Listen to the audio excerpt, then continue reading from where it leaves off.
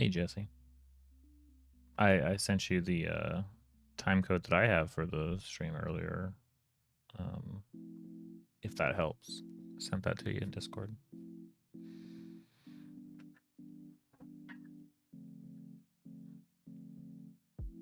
$800th hour.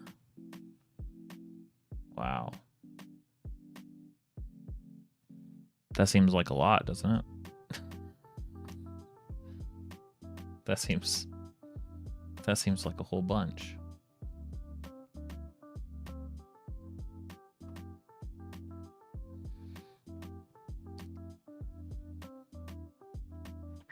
$48 hours, so that just means I need to go for the next 50 hours straight then.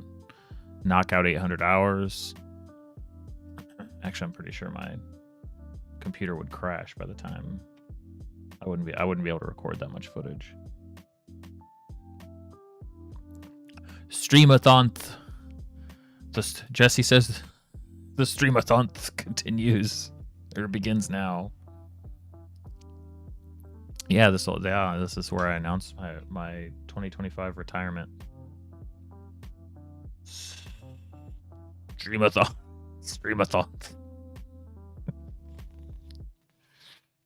Yeah.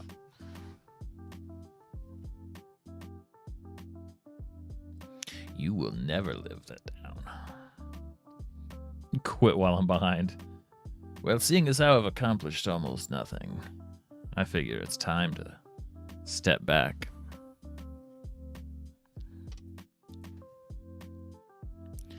Ugh, it's so that the whole Ocean Gate thing is such a like gut wrenching. It's just that thing where it's obviously the horrible tragedy, avoidable, silly, like frustrating, infuriating.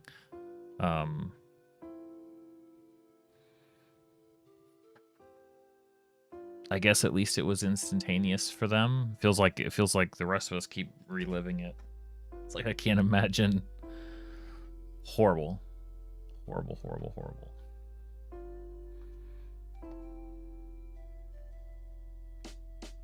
Yeah, totally. I mean, I feel I can still feel bad for people even if it's their own stupidity that put them in the situation. Obviously, the kid shouldn't have never ever been anywhere like that. But oh, gotcha. No, I still remember. Yeah, so much. Honestly, it was one of those events though that was like there was so much scrutiny around it, but it's like when planes go missing, where it's like, guys, we all know what happened here. Why are we still searching? Like, the story felt a little bit silly, but that's probably true though. Yeah, haunting. What's up, Pokeverse TV fan? Welcome to the stream. Microsoft canceled 2 games, Everwild and Perfect Dark reboot. Man, I remember Perfect Dark. Perfect Dark was awesome. What? I don't even know what that... Those are a whole bunch of words that I don't know how they fit together, Jesse. I don't know what any of that means. You're teaching me things.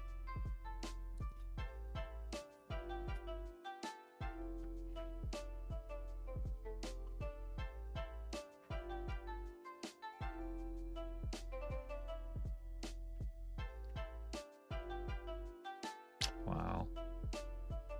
Okay, T.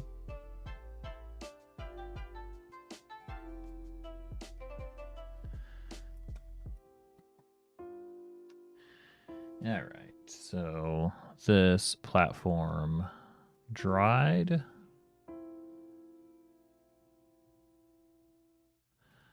I think I'm gonna texture the sides here, and then I'm gonna put a little step ladder on the one side. Not sure how yet, but. And then this, I think, is good. I just have to pull out all these pins, but it should be dry enough. It's had a few hours.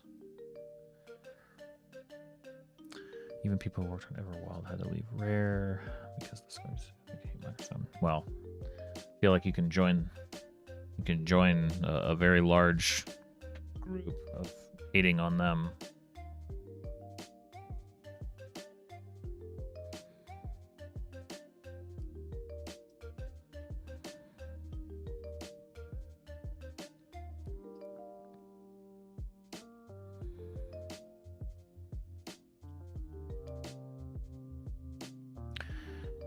So Jesse, I finished the show that was on my sort of watch list. I cleared it.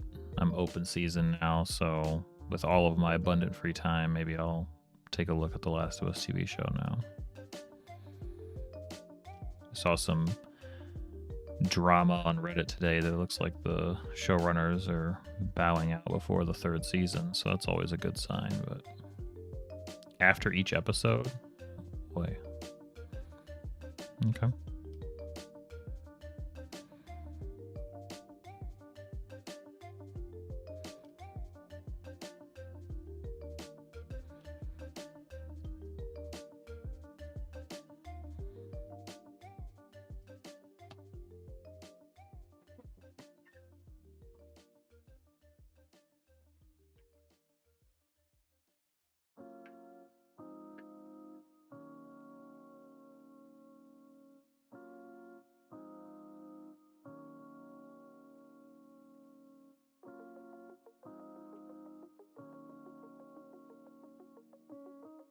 Yeah, isn't Niels was the director of the 2nd game, right? I think that's how it popped up on my Reddit because, yeah, I mean, you know, definitely he should be working on a game and not a TV show, but and probably finishing up Intergalactic also, probably.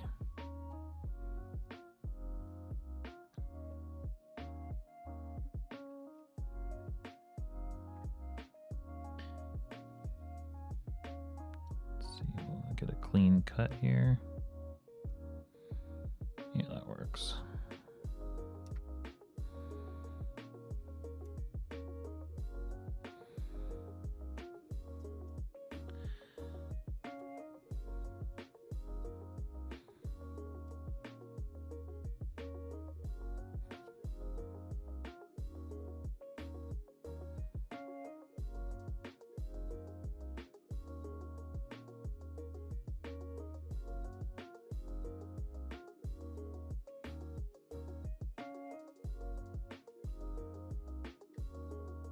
Honestly, it's been nice since I like committed to PC gaming after a long time just console gaming. It's kind of nice to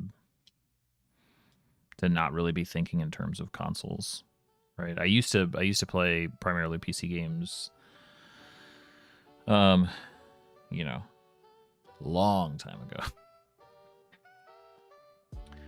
And then it's really just been sort of casual consoles for the past 10 or 15 years. But now at this point, it's like, oof, yeah. I mean, it takes commitment. It takes kind of buying in, so to speak, for PC. But I'm glad to not be thinking about consoles right now.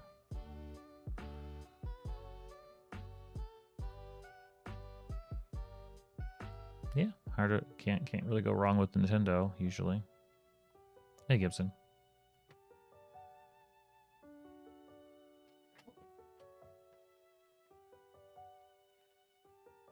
Yeah, I don't know. Is that how that works? I don't.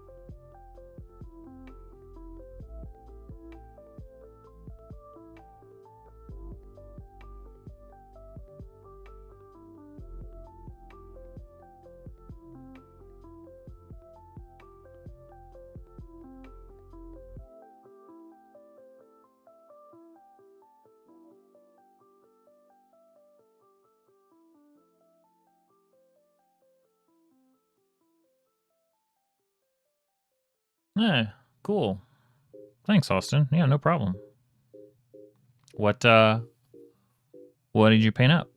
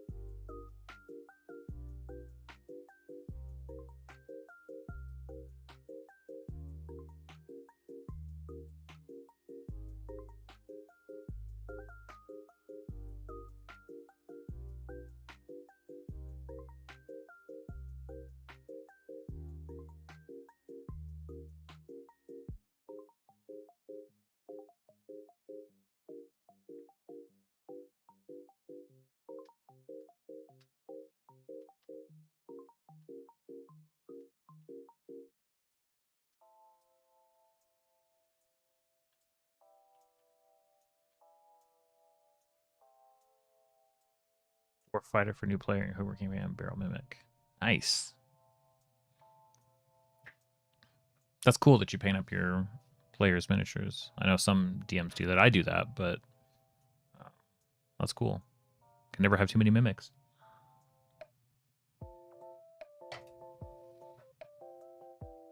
Okay, so I'm gonna connect this. I want this, I could just straight, attach it, but I think it could be kind of neat if it was like hanging, right? And to do that, I think I have some like chain.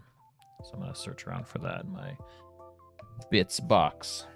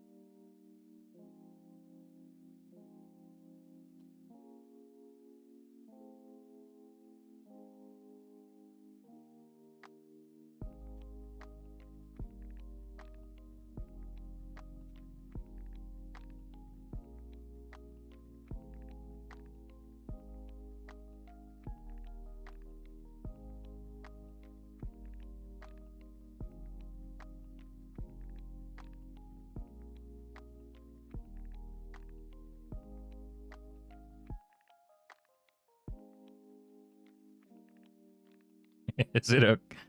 Hi, Lex. Is it okay to play the quadruple wordle game? Your character is no longer in the combat. It'll be a while before you come back. I have a brutal example of this, because my party recently put themselves into a combat while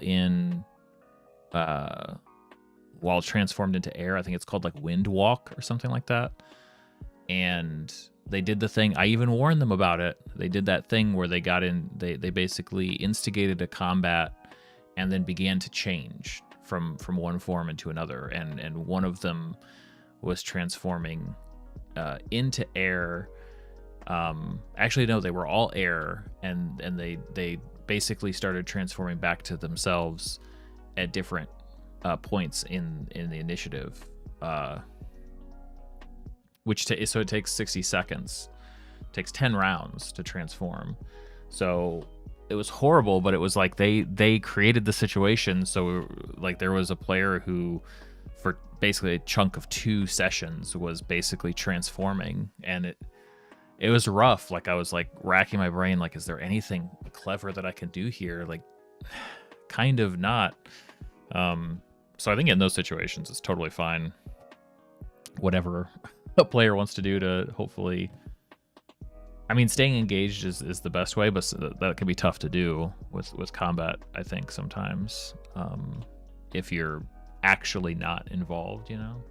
I don't know. It's a gray area for sure.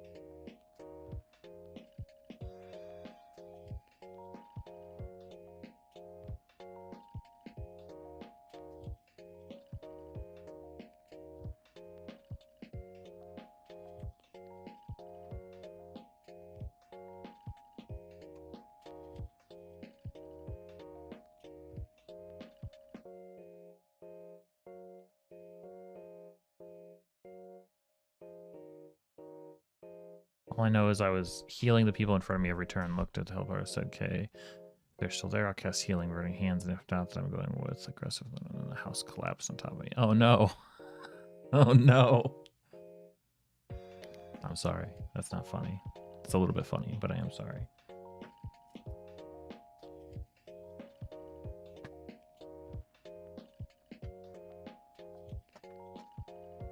I think I know where the chain is. Yeah, that's right. Lethal Arrogance, you're talking about the documentary. It's burning, which is basically a fire. How long some children being stuck with police staff? Yeah, it's a...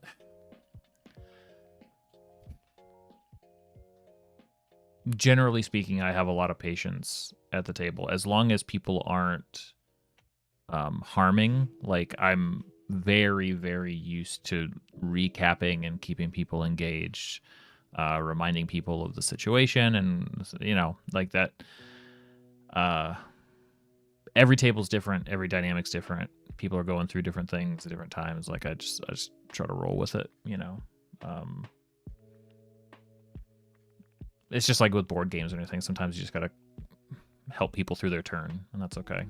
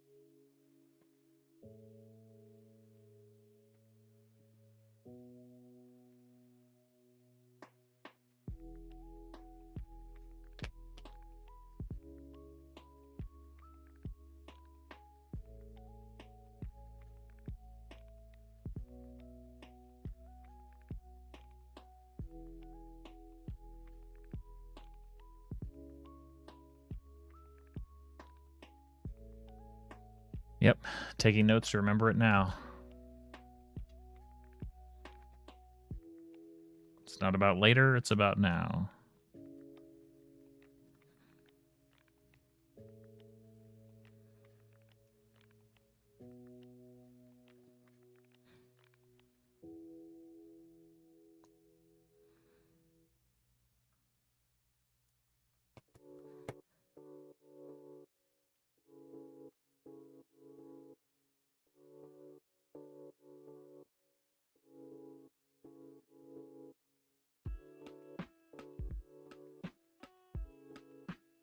That's smart.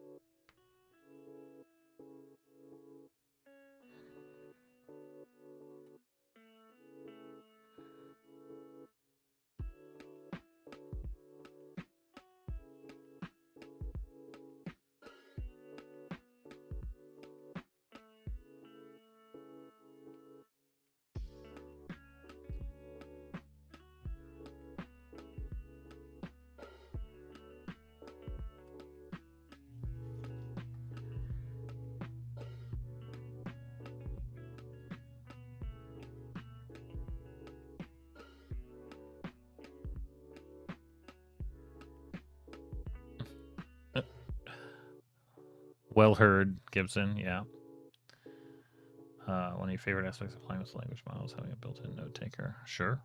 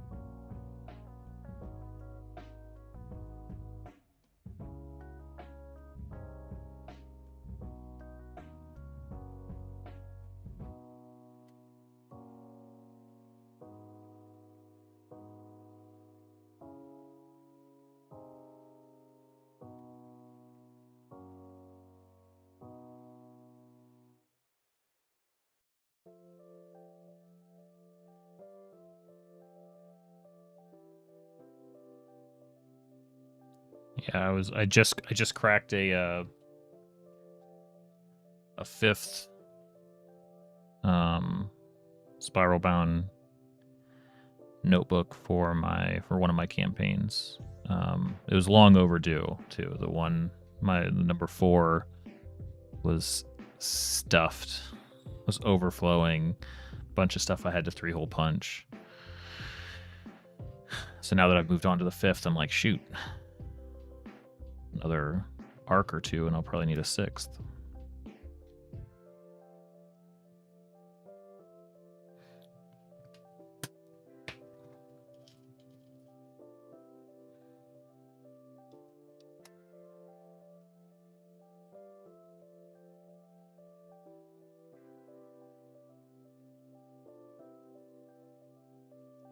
Yes.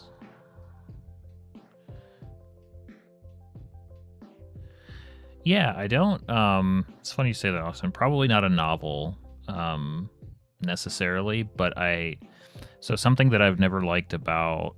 I shouldn't say it that way. Like people will do like videos sometimes, like, you know, notes from a session, and sort of discuss their campaign as it goes. And I've never really liked that, because there's a narrative storytelling aspect of a game that I feel like is lost doing that. But it would be fun when any of my campaigns finish to try to sort of go back through them. And, you know, I've got the miniatures, I've got the terrain that I use and stuff, and to sort of go back through kind of the main story beats and the narrative with kind of a 2-part thing where it's like, on the one hand, here's the story, because I think it's, you know, I want to honor what happened at the table for years, but also behind the scenes, here's what I was doing to like kind of make that all happen. I think that would be a really interesting project. It wouldn't be a novel, it would be a special sort of like video project to do, but I think it could be really special. Like, I know if nothing else,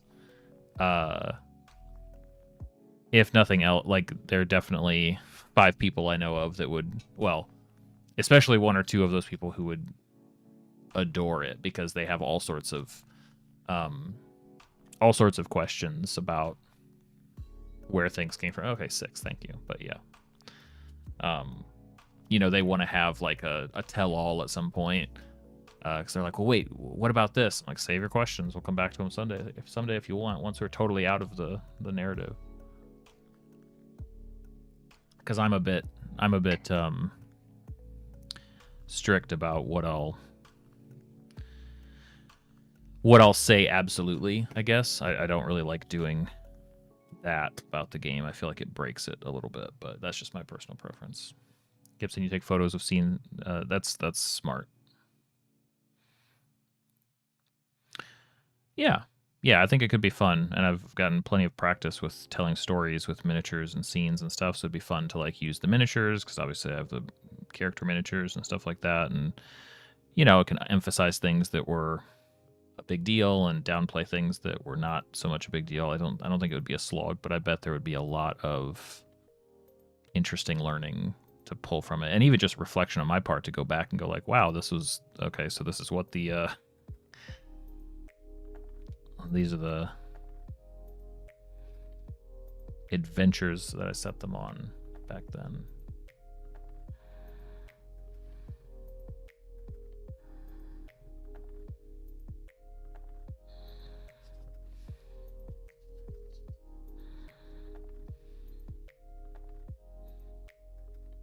What's up, Eli?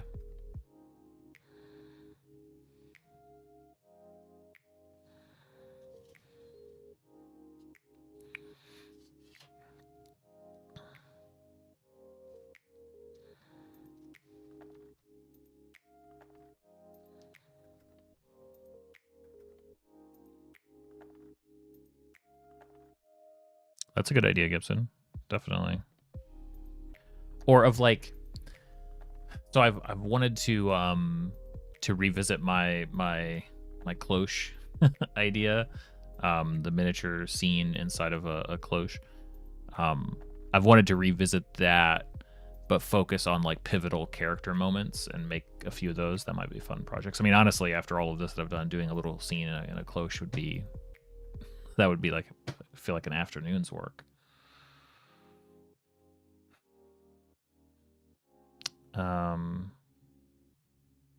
I do not T.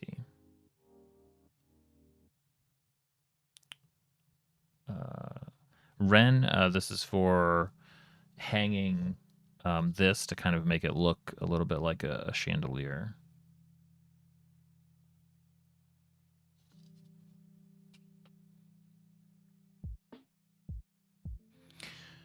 No, Austin, I agree, and that's one of the reasons that I want to be able to have it all complete and then step back and say, okay, when I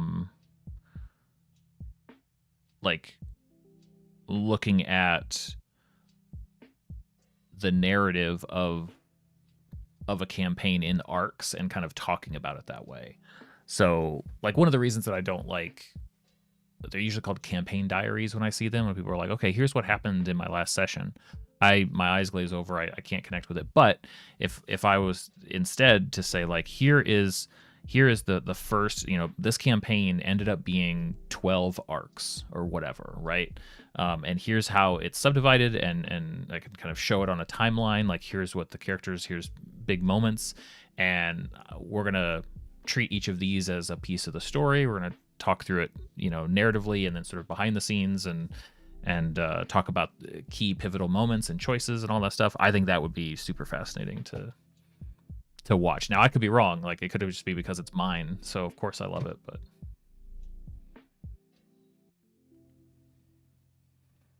yeah.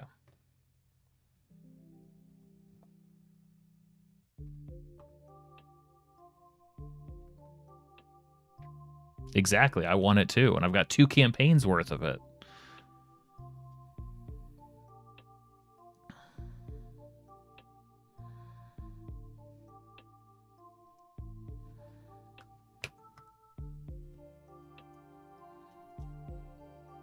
Yeah.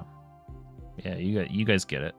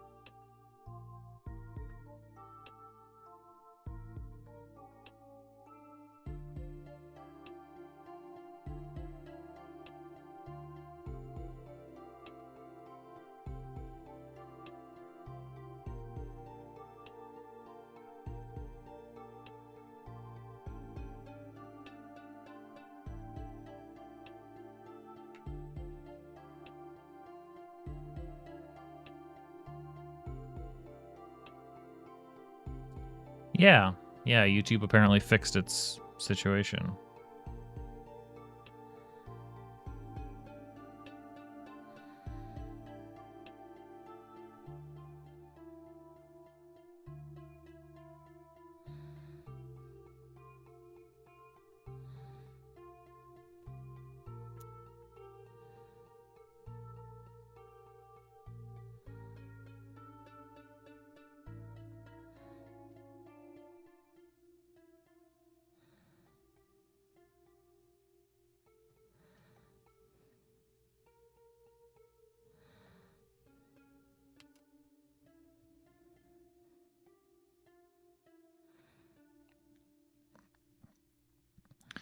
So, T, you were mentioning something about a watch party, and I was just talking to Jesse about watching the Last of Us show. Maybe I should do that directly onto Discord.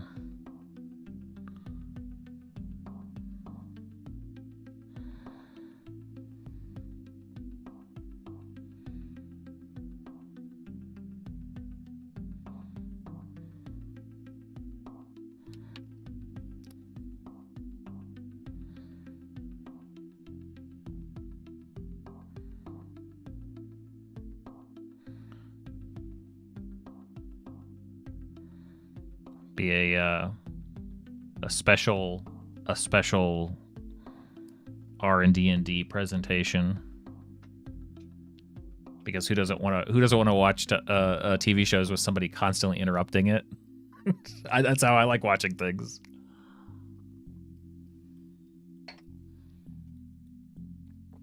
That's right. It won't take very long.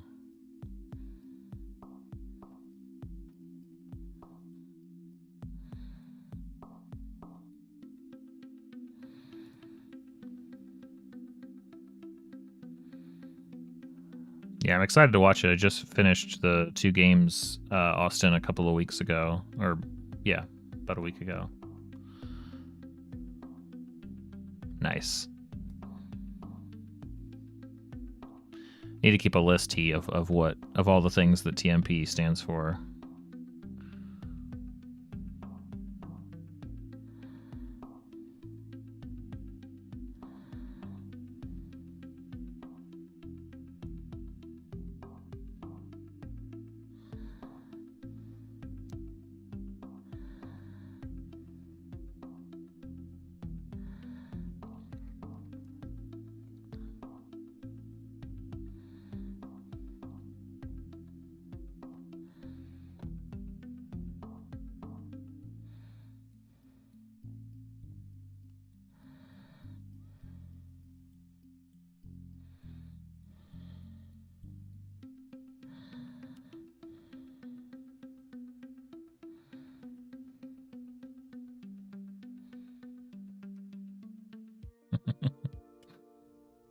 Nice.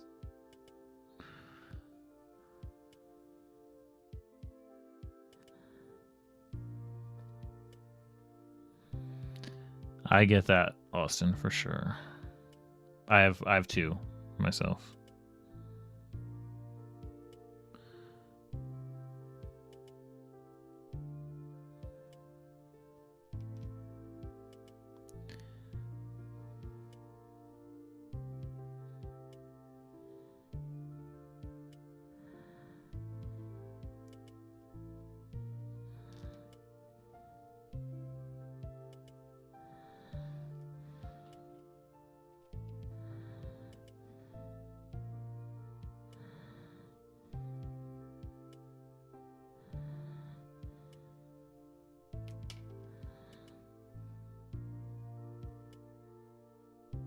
Hey, 3D Painter.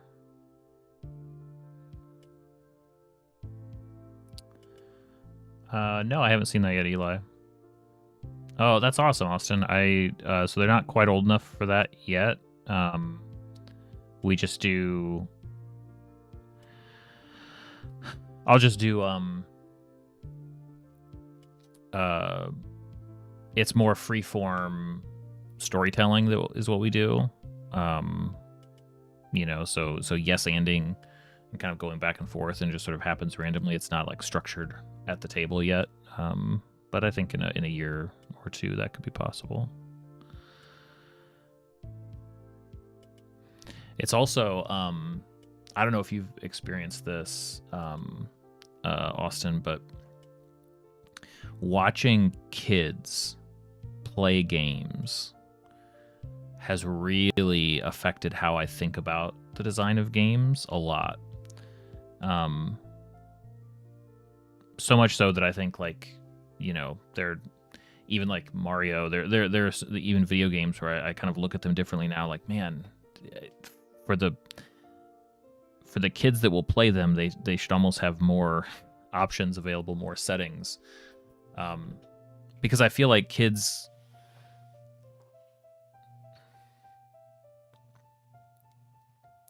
sometimes, and maybe oftentimes, I don't have a huge sample size to go from, but oftentimes like the success, failure, or the competitive edge of games makes it more fun or challenging in a way that's engaging. Other times it's completely antithetical to the type of fun that a kid is trying to have. And watching that play out is fascinating. It's also, secondhand frustrating, because it's like, I wish, how do I Game Shark this game and give you God creative mode, right? Because play for kids is often unbounded by success. It's just, they want to explore, they want to try things, and they want to do things in a game that maybe the game wasn't designed for, but they see the potential for. And so it's really, it makes me stop and think about what this game that means so much to me is going to mean for them once I start running it for them, because I think it will look probably a lot different, depending on who I'm running it for. And that's really interesting to think about. Once that kicks in, I'm sure you guys will hear me talk about that a lot, because I can see having a big interest in making games that kids can play too.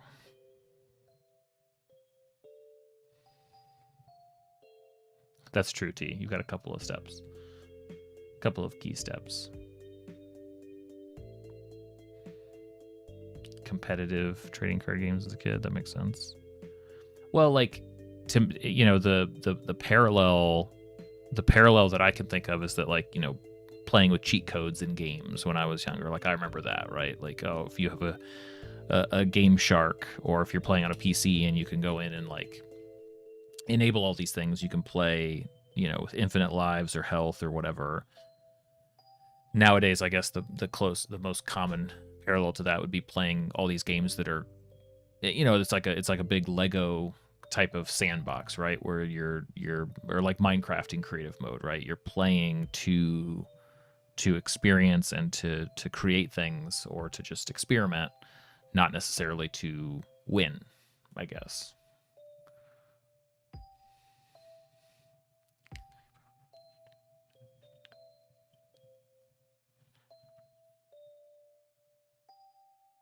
That's cool, Austin. That makes sense. Hey, please wait.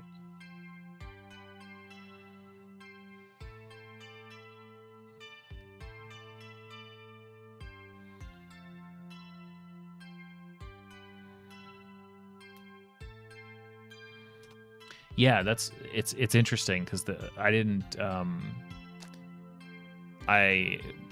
before I had kids, it's been a while since I've engaged with Minecraft, like, personally, like, just for me. But I did back before having kids, and that was interesting and fun.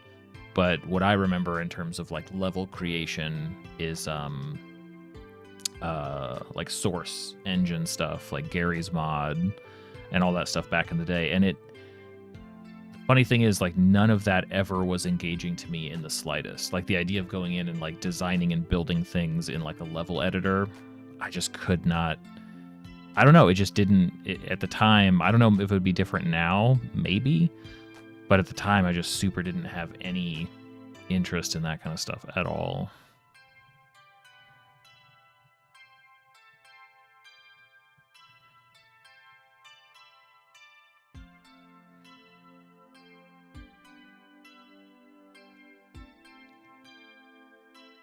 Maybe.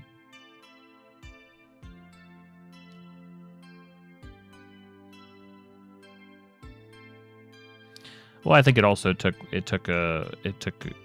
a while for me to get sort of the game design bug, I guess.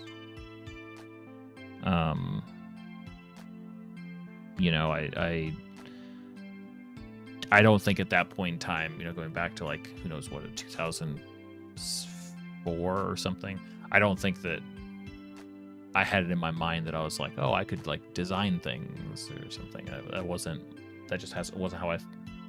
That didn't fit with a picture of myself that I had.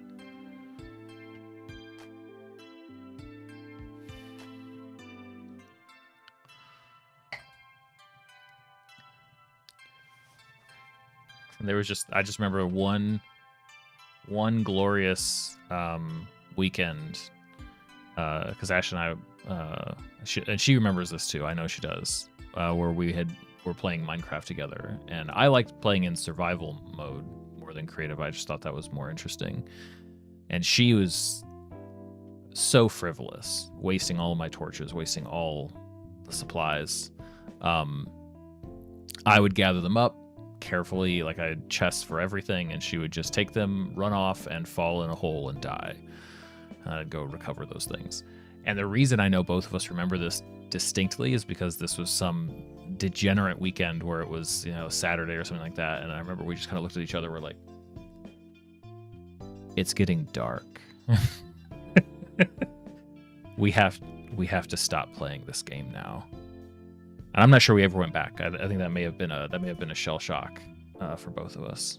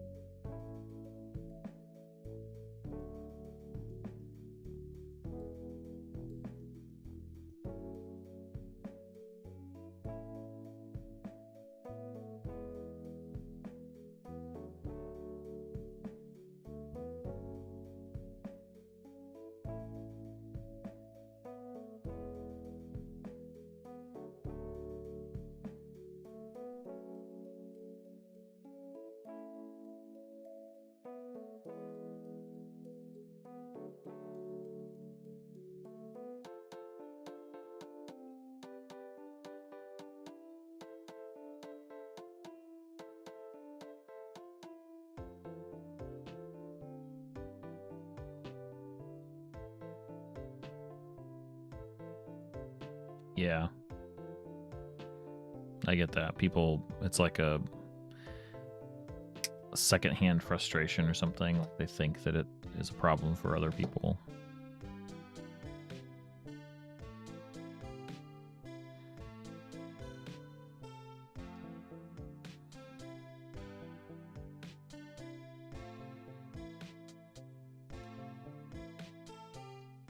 Five other buttons. Yeah, kind of.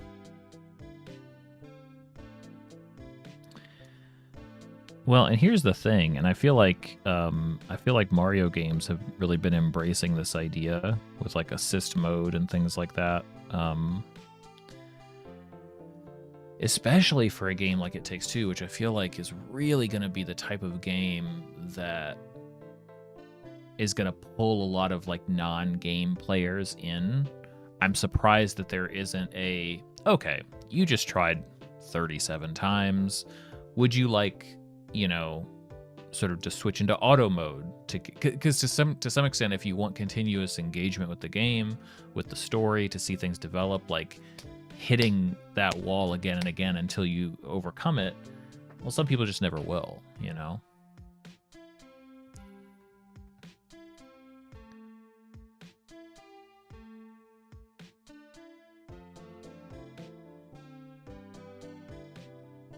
Yeah, I remember that too.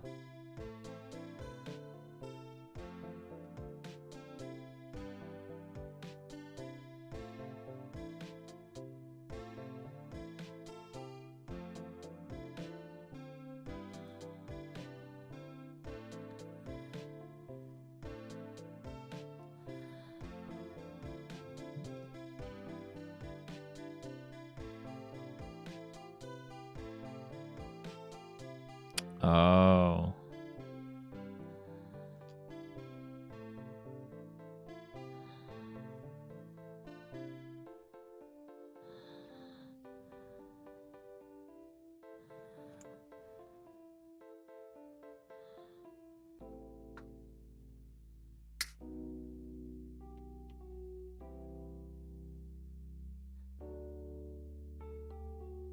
Yeah, that's what Ashley's been playing lately.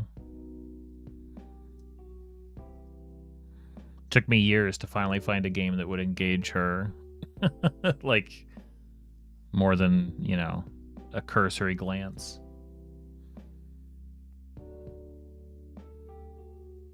Awesome. Thanks, Austin. Hey, anytime. Catch you again sometime, hopefully.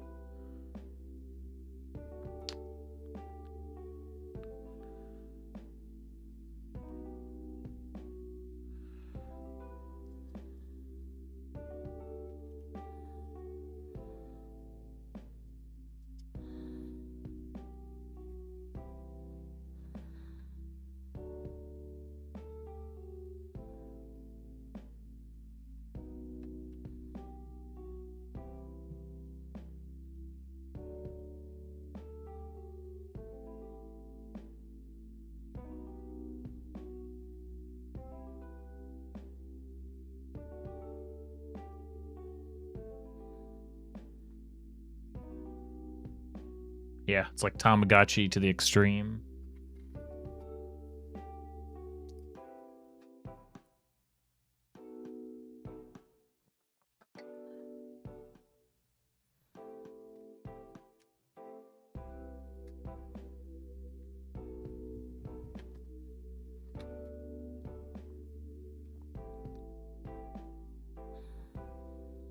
Hey, Construct. Yes, I do.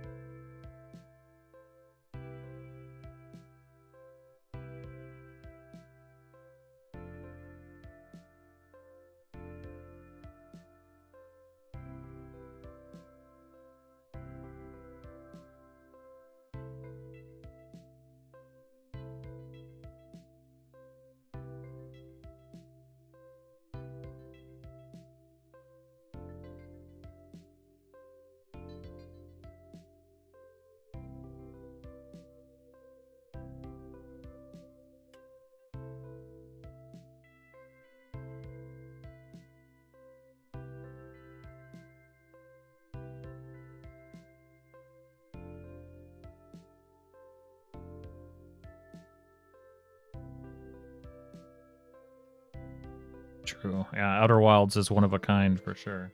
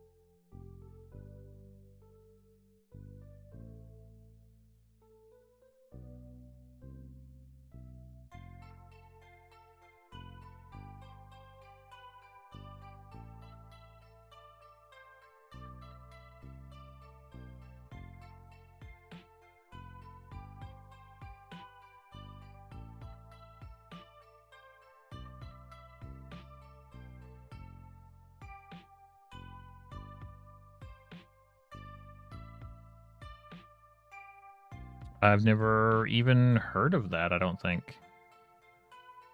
What is that? What?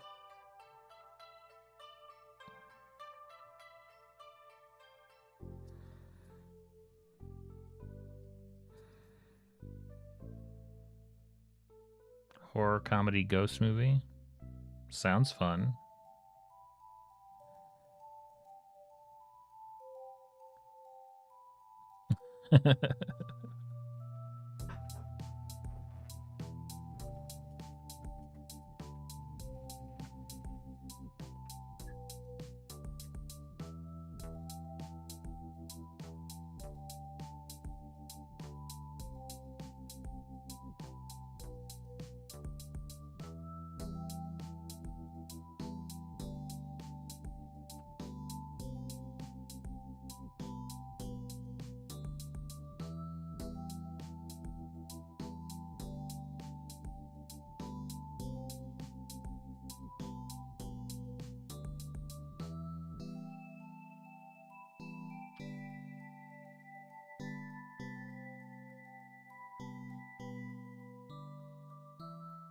Oh, cool. I'll have to check it out.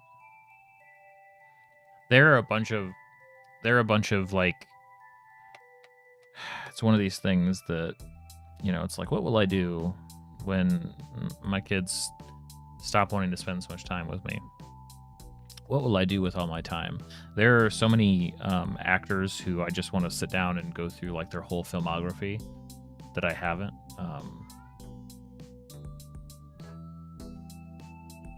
But I have not.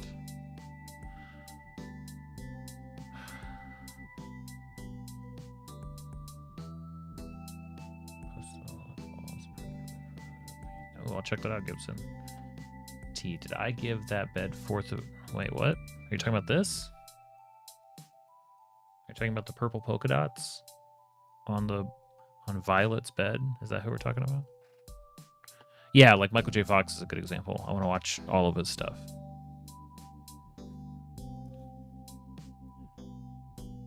Oh, gotcha. Probably because it's next to the other, like, red-hued colors, yeah.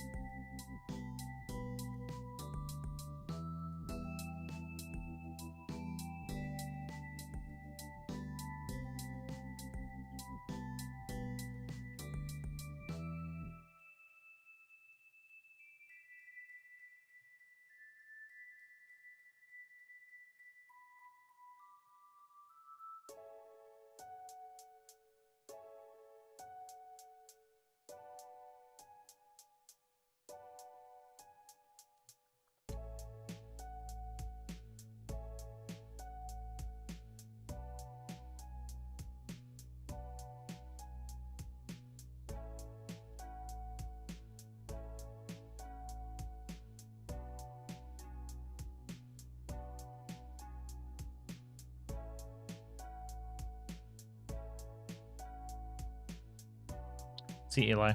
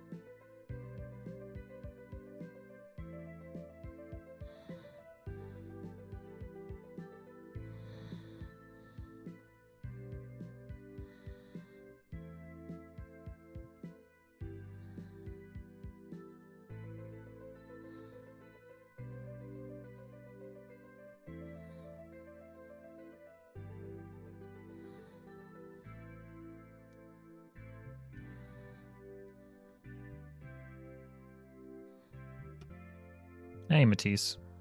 Good morning.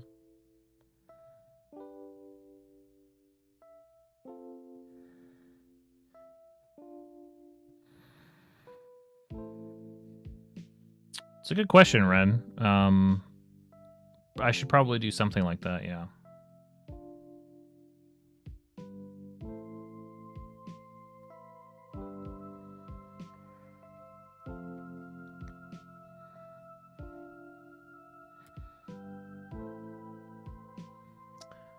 I am working on hanging this on the underside of the ceiling on the first floor, because I think I can paint it up and make a convincing sort of chandelier type torch holder thing out of it.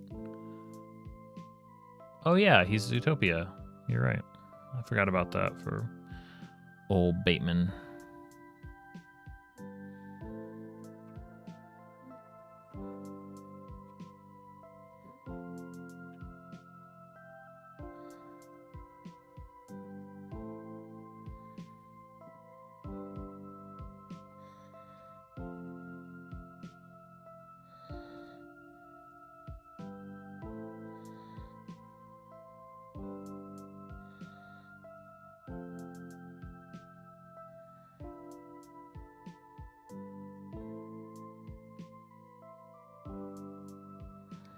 Kind of with magnets and also these chains.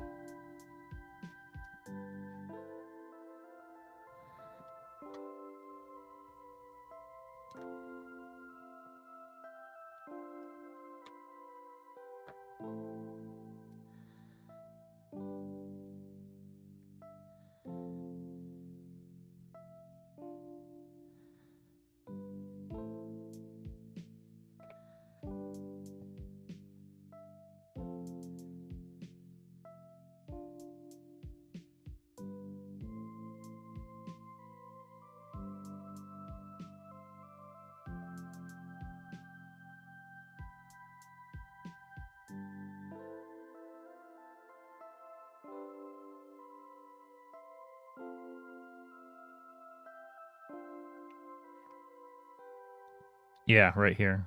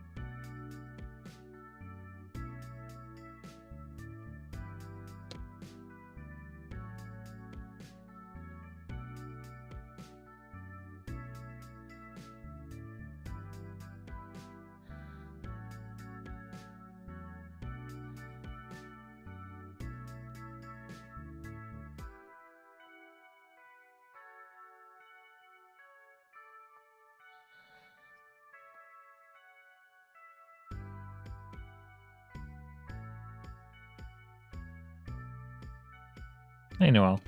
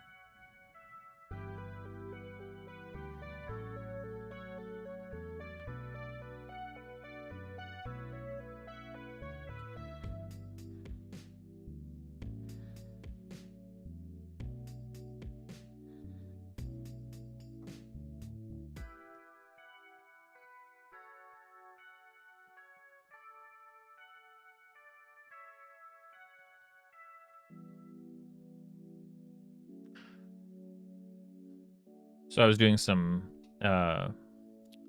planning the next arc for one of my campaigns.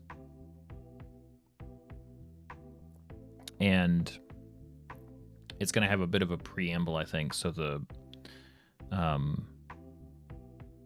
core idea that I'm excited about for this first bit is that there is a town sort of built into a mountainside, sort of like a monastery almost. And there's a seer, there's an old woman there that they're going to meet again, who they met at a traveling circus early on in the campaign, who was, seeing things about them, telling their future, blah, blah, blah. And she'll be legit. So she'll have basically predicted that they would arrive. But she and a lot of the town will have, like sort of the acolytes will all have like bandaged, basically covered eyes. But most of it's just in solidarity and sort of like training. She is doing it because they were taken. So she has some foreknowledge of what's to come, enough to warn them about like the path that they're on. But I think that the beholder that is in the lighthouse that they're going to approach in sort of their final, like their current target destination town, I think the beholder stole the seer's eyes and is using them somehow to sort of manipulate the town. So I think that'll be a full Bird Box. I never saw Bird Box, but I like the idea, the trope of the fortune tellers, or the eyes sort of metaphorically mapping to the power, the ability to see in the future. But it's also helpful from a narrative perspective, because that means that the seer can give them some information, but is sort of blocked by seeing more, and can be like, hey, no, we're not talking about that in detail, don't worry.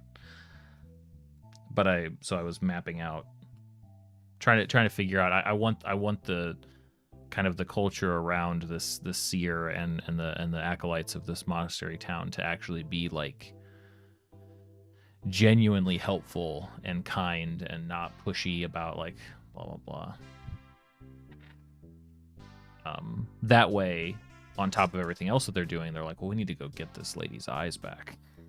It'd be nice if they thought that. I think they will, because they're playing pretty heroic characters, but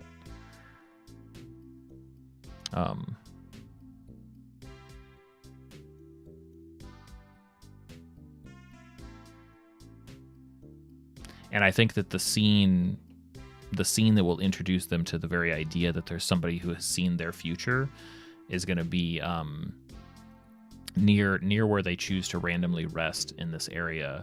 There's going to be sort of a chalk drawing of all of them, names and all, that's drawn on cave wall, rock, basically wherever they put themselves. This will be the case, along with kind of this like little covered pot at the base that with some things in them, some necklaces with these little beads, and it'll basically say, wear these, like you need to wear these. And the reason for that is because at that point, and wherever they choose, I've got like a number of locations. I'm not sure where they're going to choose to long rest. They're going to be attacked by wraiths, and these particular necklaces will basically weaken them, either weaken the wraiths or strengthen them against the wraiths, so that certain things won't happen. Maybe they'll like make them solid, so it'll be easier to hit. But basically, these pearls, these necklaces will basically like kind of explode. They'll kind of expire. But I want to give the hint that I want them to ask. I want them to be curious, because the idea that there's something that can give them an advantage against the undead or spirits like that could help in a future arc, like one of the last big arcs. Yeah, it's basically concentrated garlic. So I want to include that as well, so they can be like, hey, you got any more of those? Like, you had those necklaces and they exploded, but like if we knew, because they won't know what they are, they'll just be like, put these on, what's going on?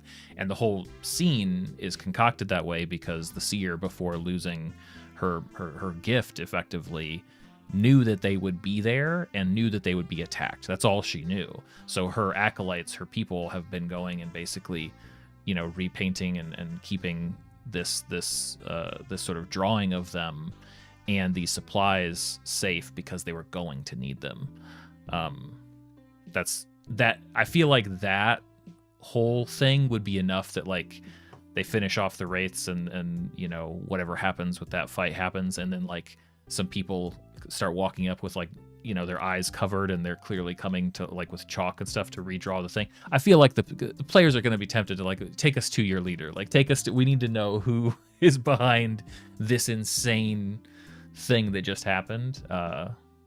We must know more. I hope. Maybe not. They'll be like, we're out of here, we got other stuff to do, but I'd be curious. So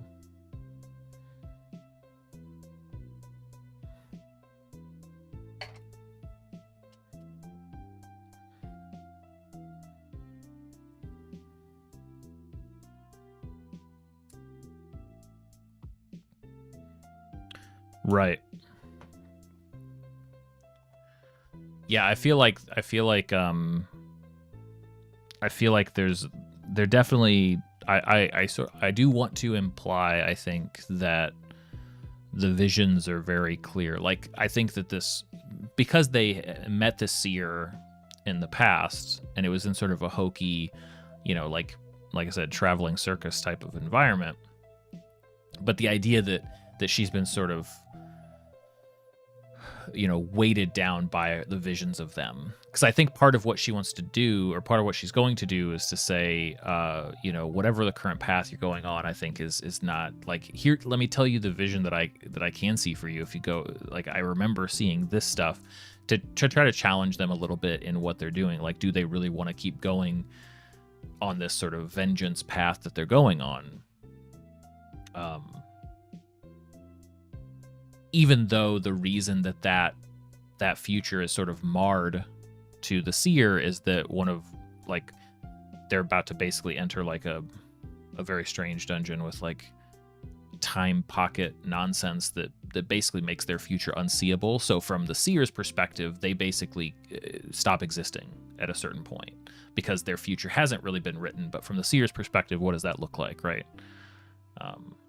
Obviously, this is all still sort of floaty, and we'll see what connects and happens at the table as to what becomes real, but that's kind of the vibe I have for it so far.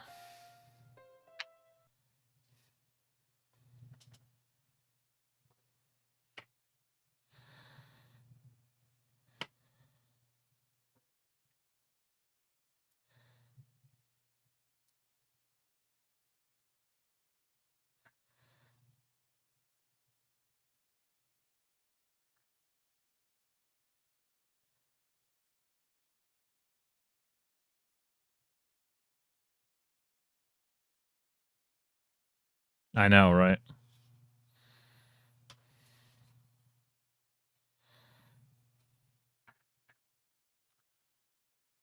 Well, I do like the idea of there being sort of a, like, branching paths. Like, I think that things become more concrete the closer you get to them. Like the possible futures begin to fade away and something becomes more clear, right? Um, but I'm also, well, here's how I'm cheating. Here's the cheat, because obviously, like, doing future prediction in a game is sort of probably the path of the fool. When they find the seer, so the party has been basically out of pocket for like a year. It's been about a year and change since they saw this seer. So when they arrive at the seer, they're basically arriving at a point in time which is as far as she could see of them, like, concretely. Like, she sees a little bit more. She's going to be able to tell them, like, well, all I know is that if you continue on to that lighthouse, you go in and you cease to exist. I see no future for you when you do that, right? I want that idea to hang there. That way they go like, well, shit, should we actually do that? Versus, like, there's still a possible future, which she would just be kind of pulling this from memory, not like she can actively see it right now. But I do think she'd be able to like, well, I can tell you everything that you've done. I know you've done all these things. I knew you were going to be at this spot when you were. That's why I had supplies. That's why we drew the directions for you to find us. Obviously, that's a cheat, and it it's also, I don't know if you guys ever think of this. I'm like, this is also a little bit too fine-tuned to the player. Sometimes I like them to be discovering things that aren't so tied to them, but at the same time, it's hard to have a seer, fortune teller type person that has visions of them without it feeling sort of like kind of all about them for a minute. So I'm hoping that by also making it about like the seer has problems, therefore this monastery, these faithful have problems that the party can help with. It's tied into where they're going as well. Like hopefully that will make it seem a little bit less like what's the trope? It's like a negative trope where it's like the players are like always the main characters. Like that, I don't necessarily like that to always be the case. Like I use that. I try to use that idea sparingly.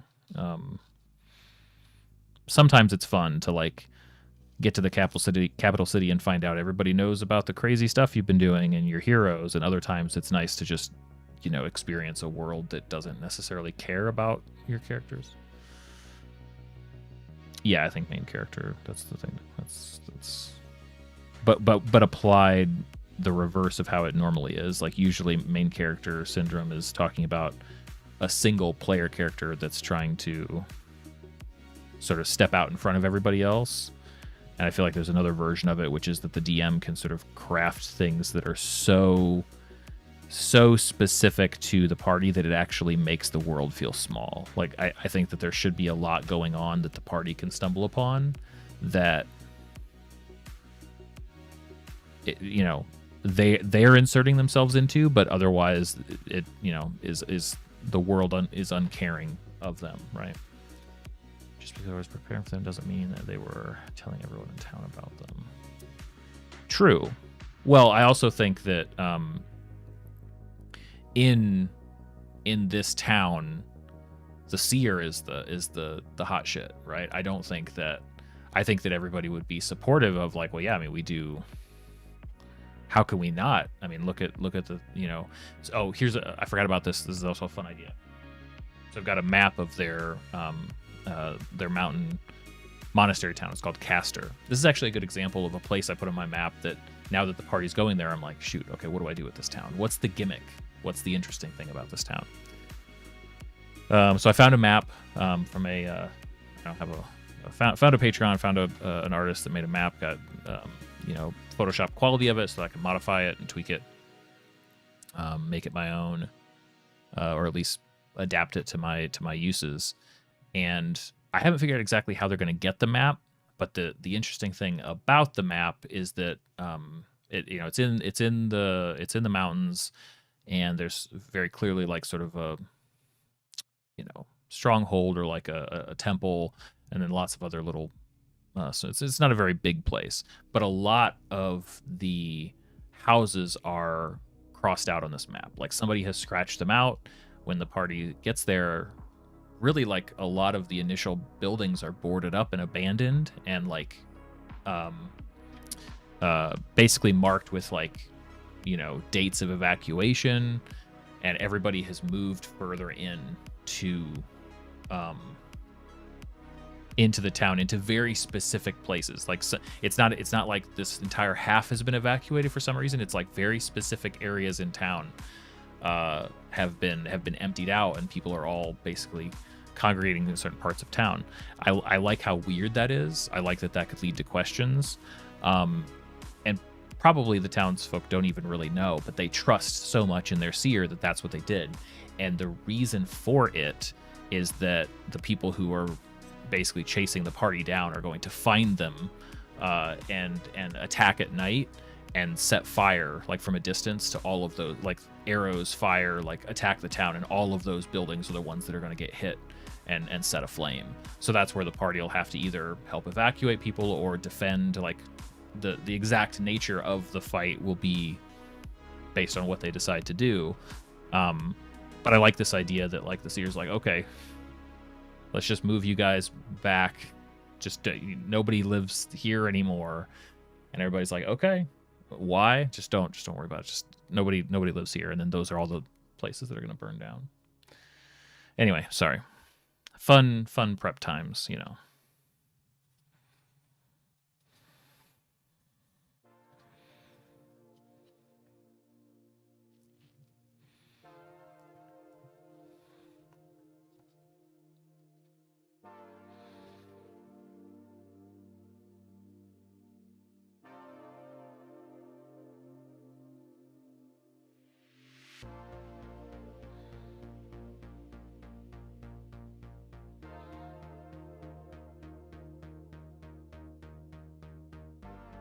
Absolutely not. No. Go for it.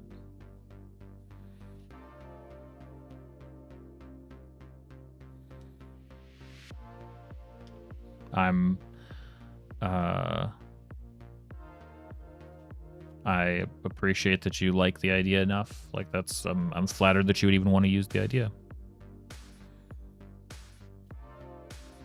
You know, use with caution. I haven't tested it yet. It's just an idea so far.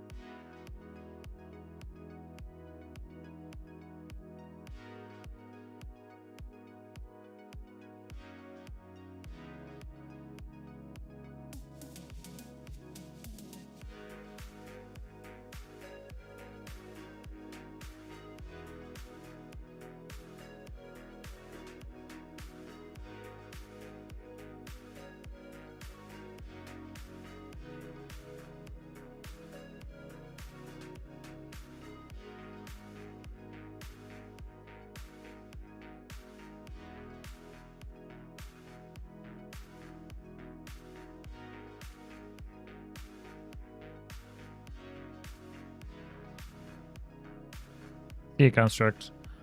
What's up, Goopy?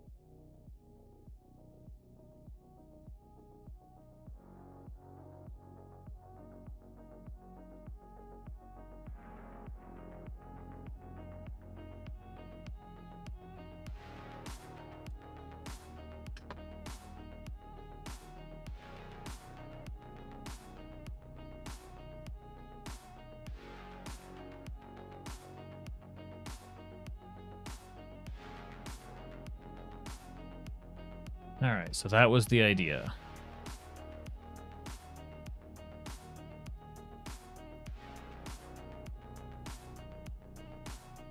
It's not bad. That's probably the right amount of hang.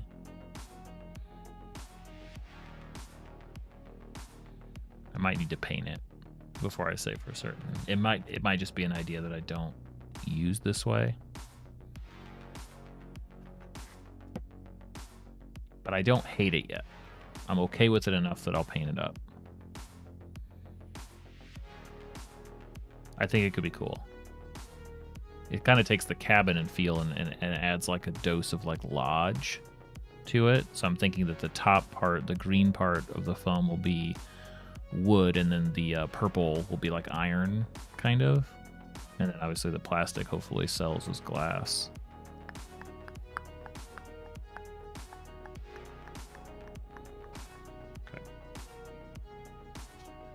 That's what I'm thinking anyway.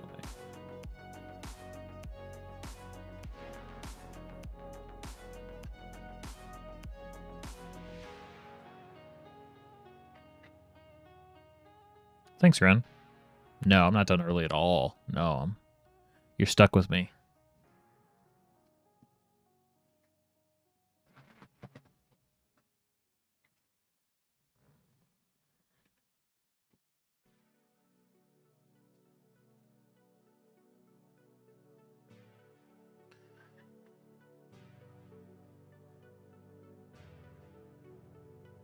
Looks like a puzzle room. That's cool, Goopy. Thank you.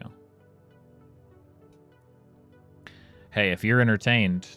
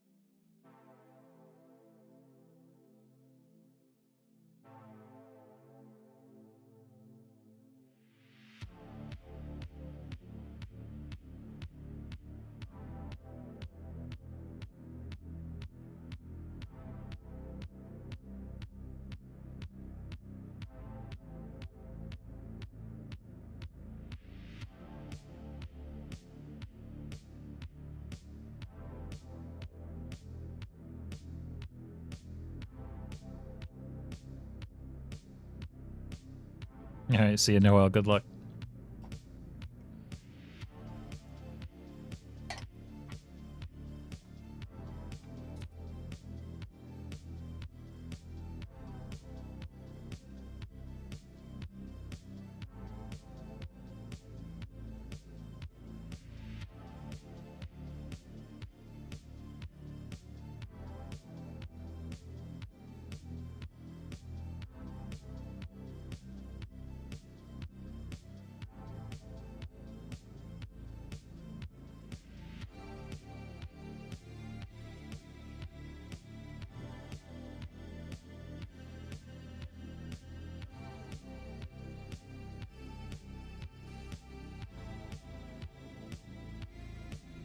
It's EPS foam. It's just a different type of foam.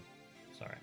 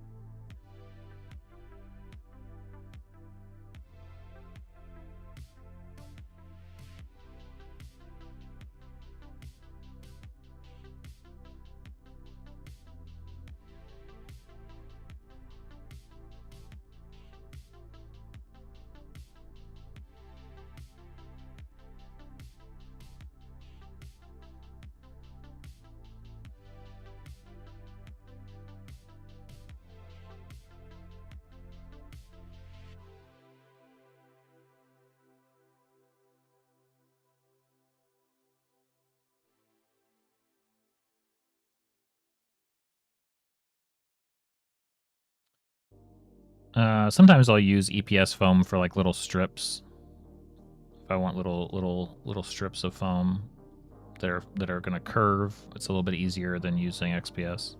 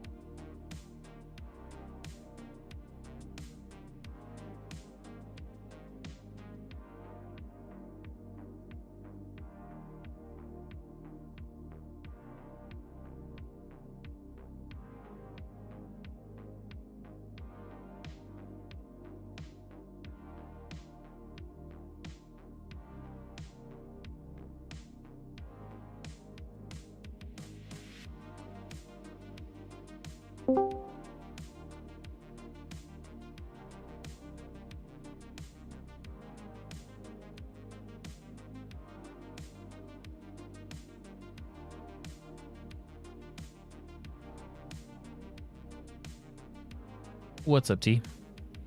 Hello. I'm just here hanging out. Well, feel free.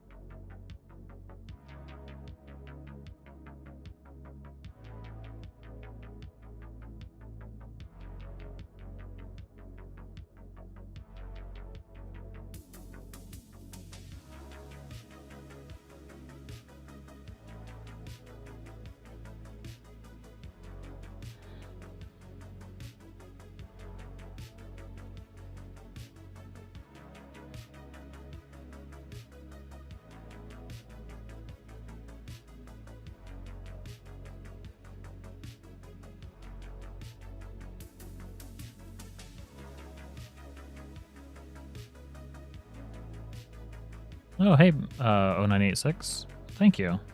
We're, we're making some progress.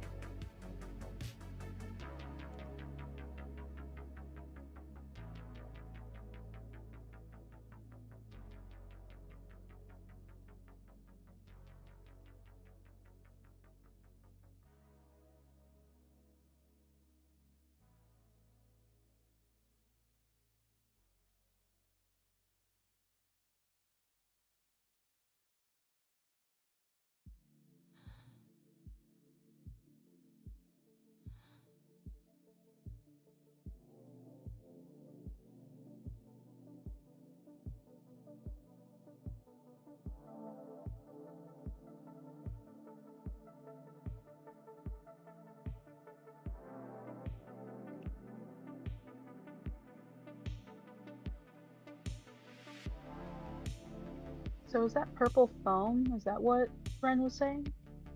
Yeah, this is EPS. It's like, it's used a lot with cosplayers. Okay. Are you the one who cut it in a really thin strip? Yes. Is that like the craft foam that you can get in 8.5 by 11 sheets? Yes. Okay. Pretty much.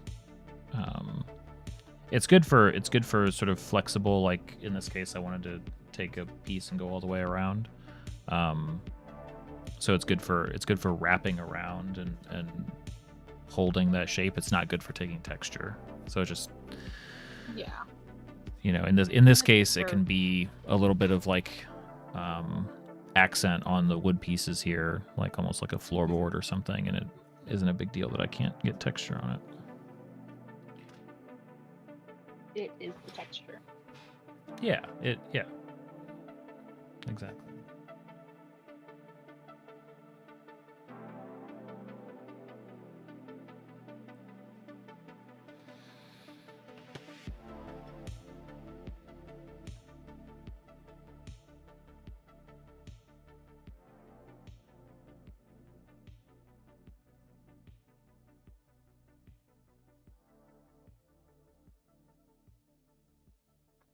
The only downside is that thin strips are finicky to glue, and Yeah.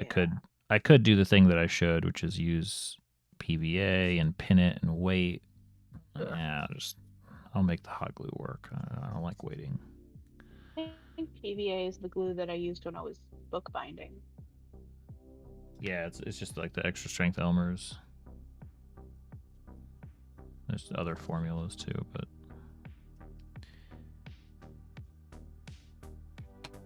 might have been.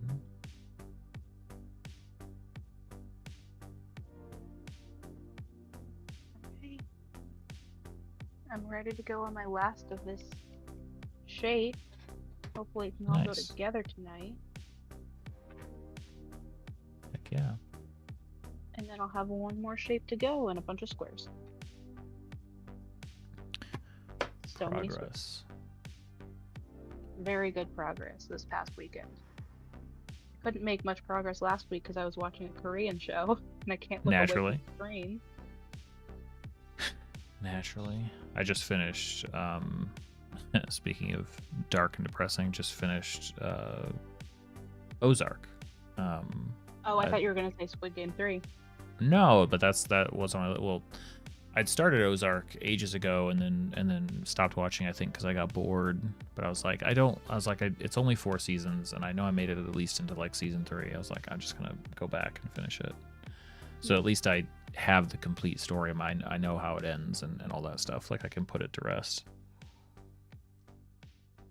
But I mention that because that's also Jason Bateman. The geographical area. Yes, yeah, it's all actually about.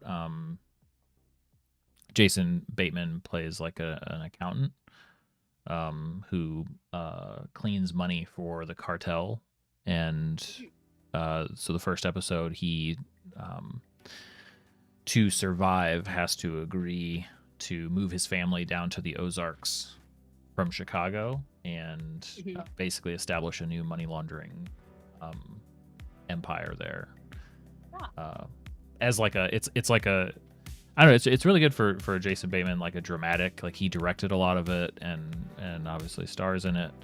But it's like he's it kind of feels like it's another take on this idea of, I know we have like our list of like competency movies and stories and shows and stuff like that.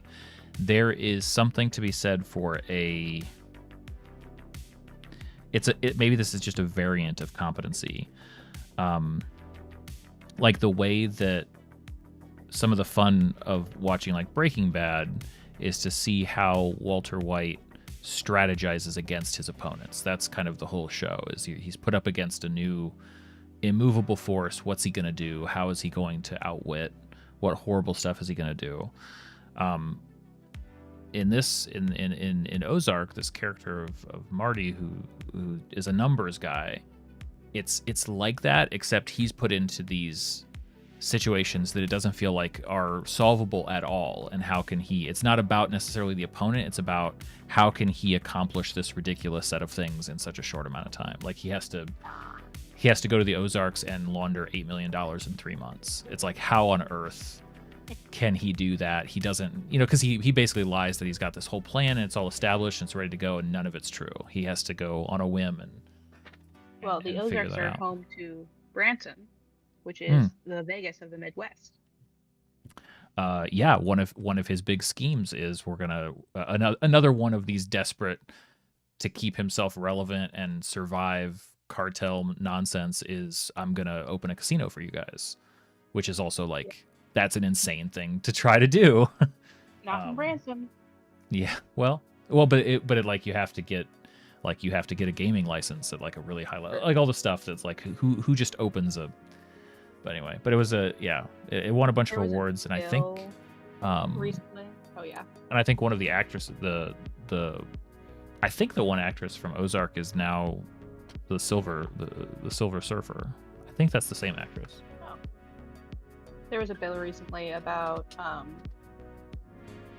think it was sports betting. And that money from sports betting going towards education.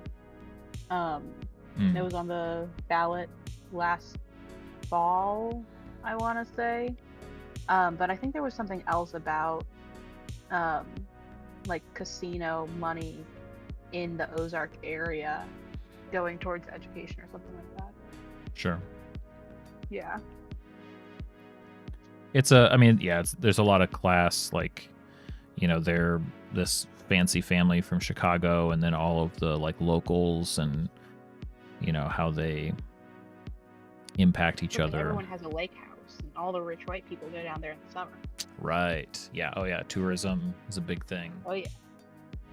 Yeah. I know nothing about the show. I just know about the actual area. No, yeah, like but it makes for a good vibe. I'm like, wow, whoever had the idea to really dedicate themselves to like the look and feel, like they actually shoot it there, and they were there for 5 years making the show, and it definitely, you could tell. I've been to the area a few times. I'm actually going end of the month. Very cool. Yeah. The silly longer $8 million. The silliest thing about the show, because I think it's at the end of the first season, is when they introduce the gamble of, we're gonna build a riverboat casino. That's like that's how he survives, another season. And they do. And so then they have, like, to an extent, it's how the show gets away from the money laundering, which is, that's like the first lines of the show is explaining how money laundering works, which is like, okay, this is a fun crime show. Treating it as seriously and as legitimately as they can. This is how you do it. By introducing a casino, they get to basically drop that plot line, because now you have a casino, so you can launder millions of dollars a month. Like, that problem is effectively solved. But the silly part about it is it's on the water. It's a riverboat casino, and the disparity. I think this would drive you nuts too. Like, it bothered me every single time. The disparity between the size of the boat that they clearly got for the show on the water, that's real and really sitting there, and they use it a lot. And the inside of the casino where you're just looking, you're like, this is an order of magnitude so off. It's kind of it's laughable. And I guess it helps for shooting, because I'm sure at a certain point they'd be like, maybe they sized it out and they were like, this, we have to fake this. This is too, obviously it's going to be a set. It's not going to be actually on the boat. But Does just it have this 4 walls? Oh, it looks like it just looks like a casino. It just looks like a like a legit casino inside, but it's like, I know the size of things, and so I'm just sitting there the whole time going like, how is this off by half? Is it twice as big as it? But then they have like, you know, offices where you can see like the walls are like stone, and it's like, and then I'm like, okay, well maybe they're doing a thing where like they have to have something on the water, but then there's like also a building, like an administrative building, and maybe that's what this stuff is shot in. But then it shows them like walking out of the boat, and it's like, oh, screw you, show.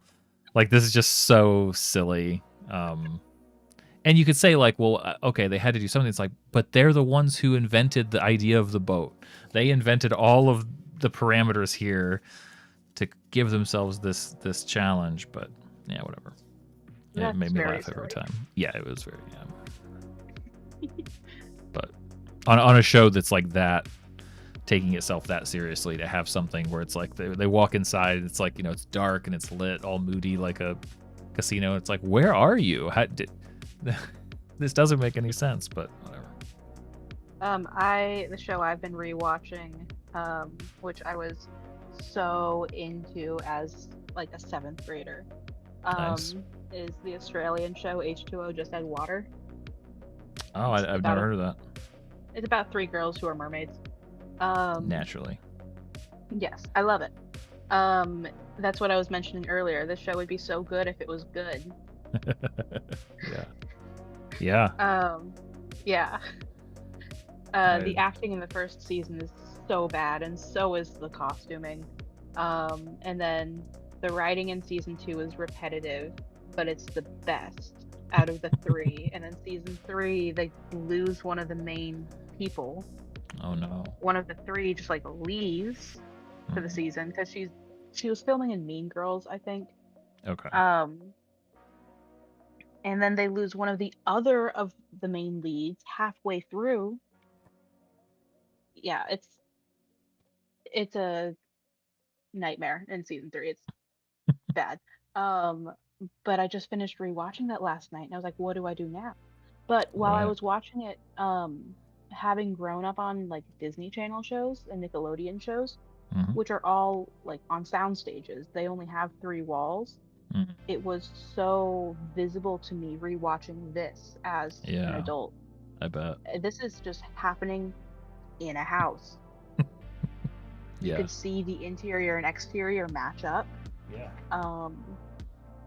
Like you can see every single one of the walls and every single space from many angles. It's really refreshing once you notice it. Well, that's what's so like that's what's so jarring when there's that disconnect, because it's for a a single show camera that's set on location. Yeah. Isn't that called like single camera show versus multicam? It could be, yeah, or like some are, I mean, the, you know, or even just like, I don't know, there must be a name for shows that are set in real locations versus like everything's sort of on a back lot or in a studio setting. I mean, you can kind of tell sometimes. Other times it's really hidden. And now with that new screen that they have for, you know, backgrounds, I think it's a lot harder to tell than it used to be. Hey, 40XP, welcome to the stream. Let's see. Reddit top comment says multi-camera setup is a lot like a stage play in the setup and blocking. 3 walls with a camera, and audience making up the 4th wall.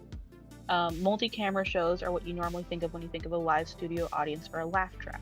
A single camera show is more of the lived-in world. 4 walls with a camera that's in the room. The writing is usually a little thicker or tighter because it doesn't leave the room for the laugh. Yeah, that makes sense. Yeah. XP, we are building a cottage. So I've got some work done on the first floor. I'm starting to sort of frame out the second floor. It's for a one-shot that I've written and am working on the one shot. It's a D&D one shot that takes place entirely in this cottage. There's a whole exterior, sits on a hill. I can always grab those and show you if you want.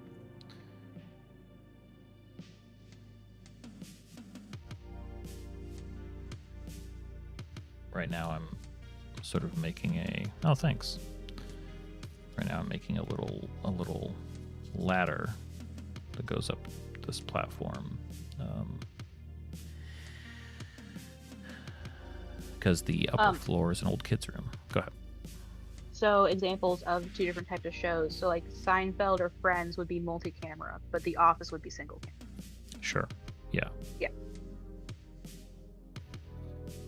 XP, I'm actually, so I haven't run, well, once I have this finished, I'll run and record playtests, which should be a fun experience, but I'm publishing it actually. So it'll be a PDF, and hopefully other people will want to run it too. But yeah, I'll be running it a bunch as soon as I finish building all this stuff out.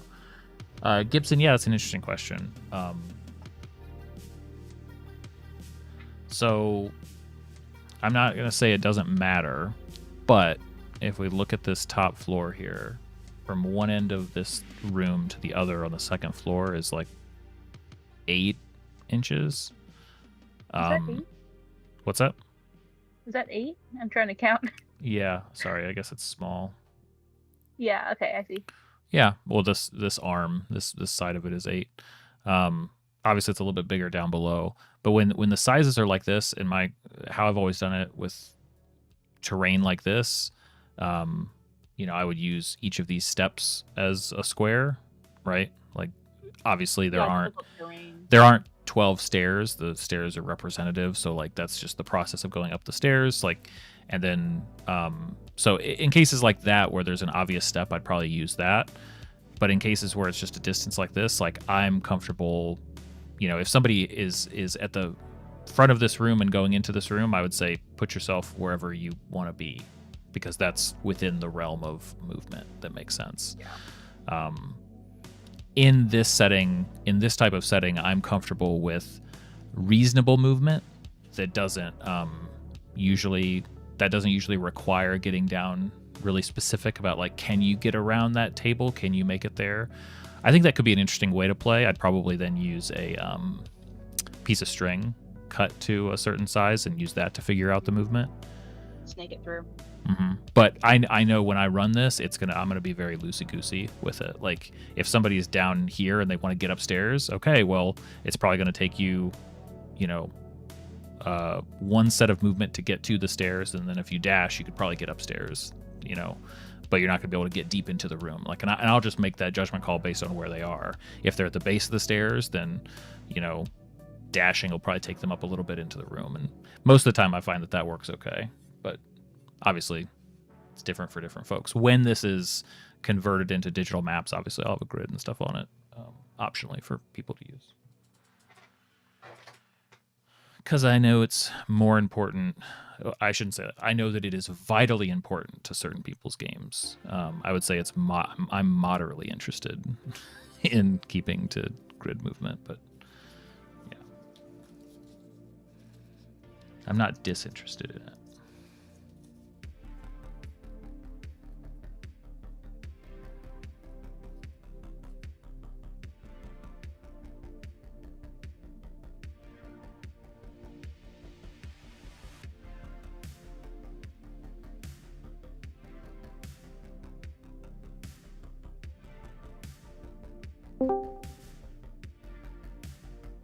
Who's that?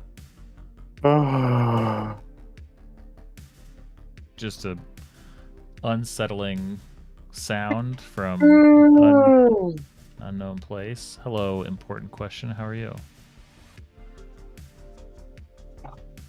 Tired. Tired. And yourself? Okay, actually, I found my 3rd or 4th win. So. Oh, good.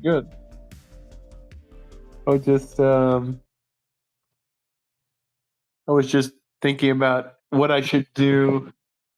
I don't know about you guys. I'm from the United States, and so 2 days there's going to be, or actually in 1 day technically, it's the celebration for independence, right? And so I was thinking about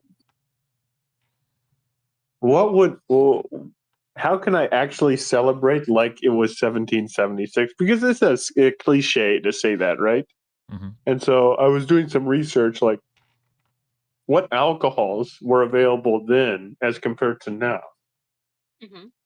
So it's like cider and apparently rum and rye drinks, so rye whiskey or rye beer. So I picked up some rum and hard cider the other day. So I was trying to uh, uh, yeah. Mm-hmm.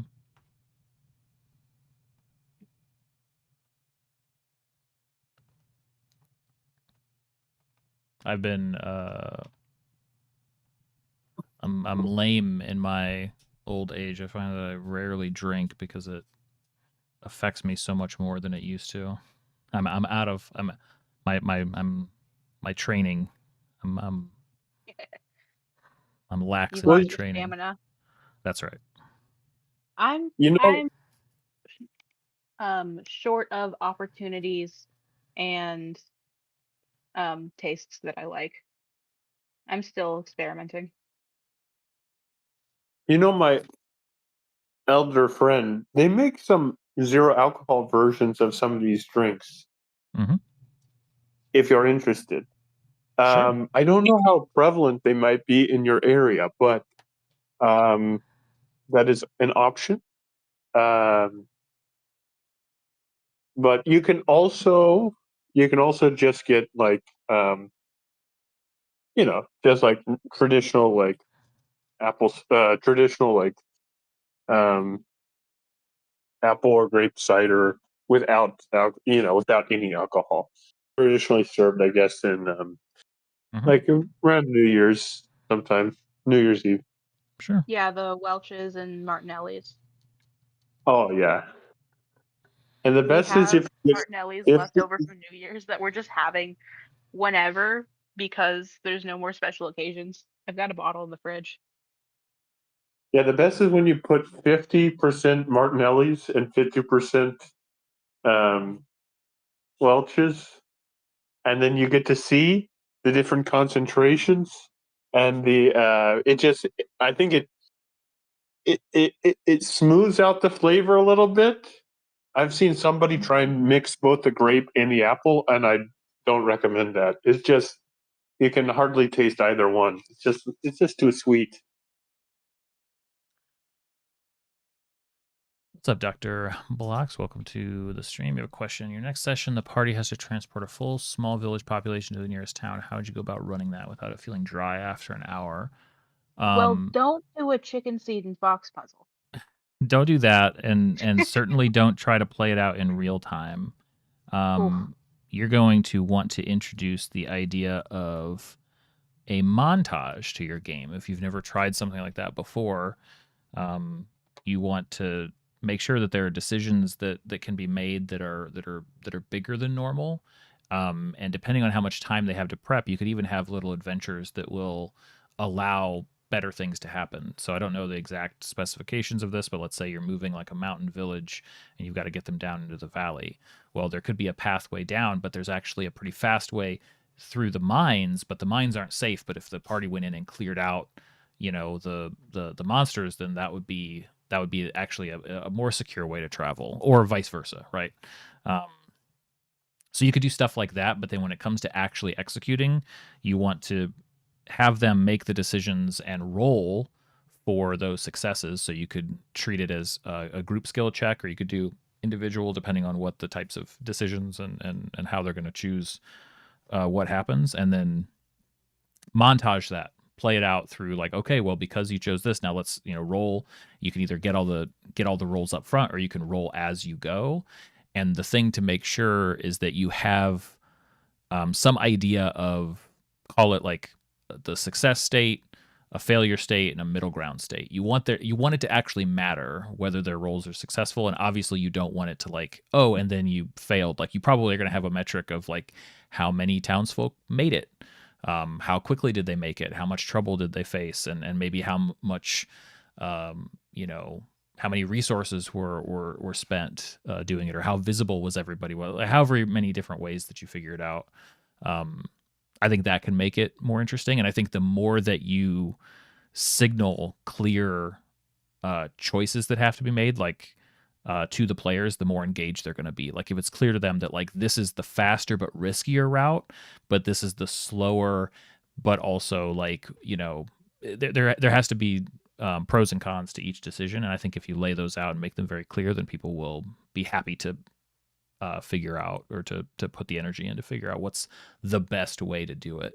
They might even surprise you with extra suggestions that you aren't thinking about, and that's always fun. But I would aim for like 3 or 4 decisions that matter, and maybe one of those is tied to like if they're willing to go fight this like purple worm in the cave, then like that will open up another option. But like 3 or 4 decisions, it's not too many, but it's enough that you can get a few different outcomes, and you know, their choices and the quality of the roles given how they choose to go about those things will actually make a difference. That'd be my obviously broad strokes way to approach it. Do you approve? Important question.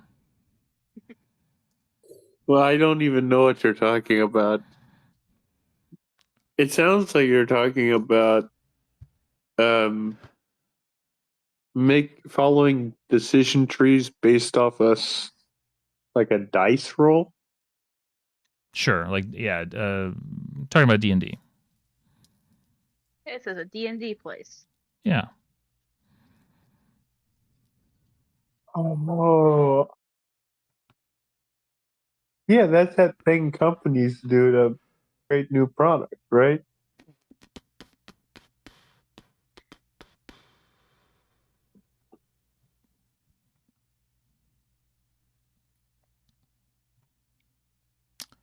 Well, that was fun.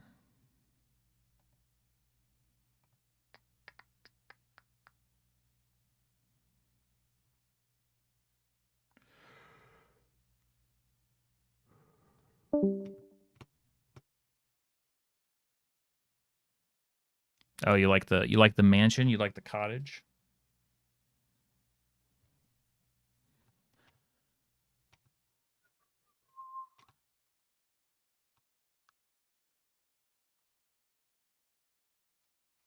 Sorry, let me get the music going.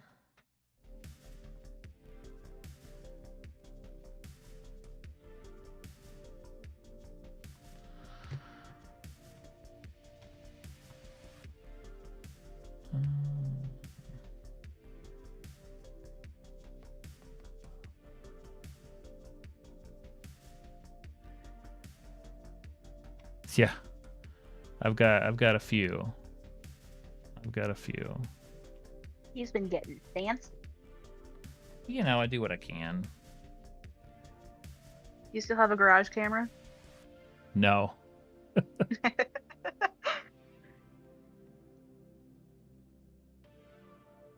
Sorry, and boom. There we go. Awesome. Sorry, had to Oh, I saw. adjust some unrelated permissions to anything we're talking about. Okay, there we go. No, I was watching. I was waiting. Yeah, well, I was like, all right, let's see. You know, I'll give one more try. Yeah, I have 3 camera angles. I have the side one, which I try to zoom in if I'm doing detail. I just had to have a side camera after a while because of the working inside of this thing. It's so hard to tell with only an overhead. And then I always have the main overhead. I need to switch back to make sure that I'm showing these. And then I have the close-up detail on the table. I think I could obviously could always benefit from another angle, but so far I think that's probably plenty. The big kind of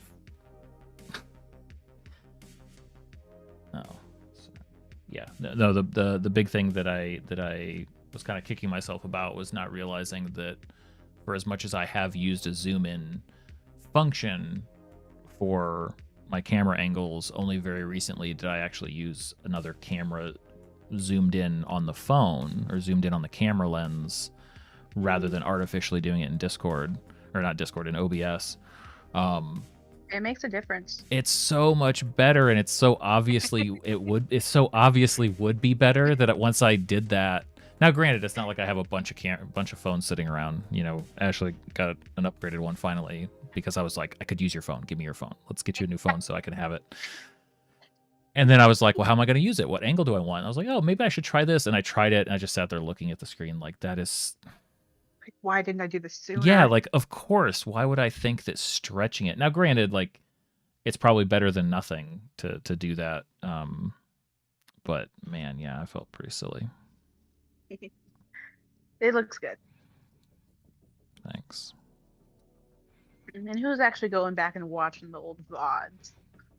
Jesse.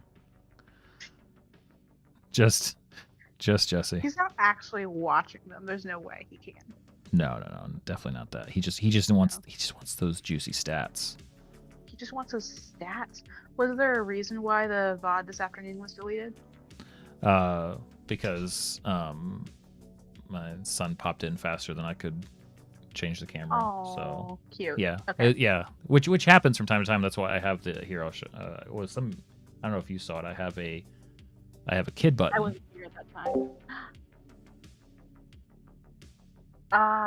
Okay, that's what that is. And then I saw that the other and then night. I have a no kid button that takes it back. So I have those buttons that do that. But he beat me to the punch. And so I was like, well, obviously it's no big difference to me. I guess I never considered the impact of Jesse's stats. I was like, it's fine. I'll just do the rest of the video and then just kill the VOD. It's not like it's that, because I have all the sources if I ever want, even though I didn't even flag anything from that stream earlier. It's just another work stream, but yeah. I obviously always have the footage if I want to go back, but it's like, you know, they don't choose to be on camera for this stuff, so I'd rather not. No, I respect that.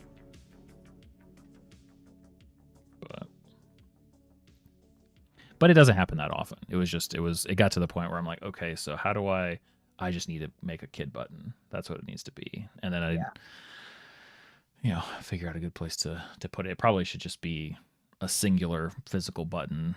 I really like physical buttons. They're good. I love I wish more things were physical buttons. I wish there were more things that I could get for the studio here. When I got my new car last December, I was so glad that I got a model that was before the touch screens were required, the backup cameras. Mm-hmm. I want to cling on to this as long as I can because I don't want to have a screen in my dashboard. Yep. I get it. Okay, so I was thinking while you were doing your description of the montage. Yes.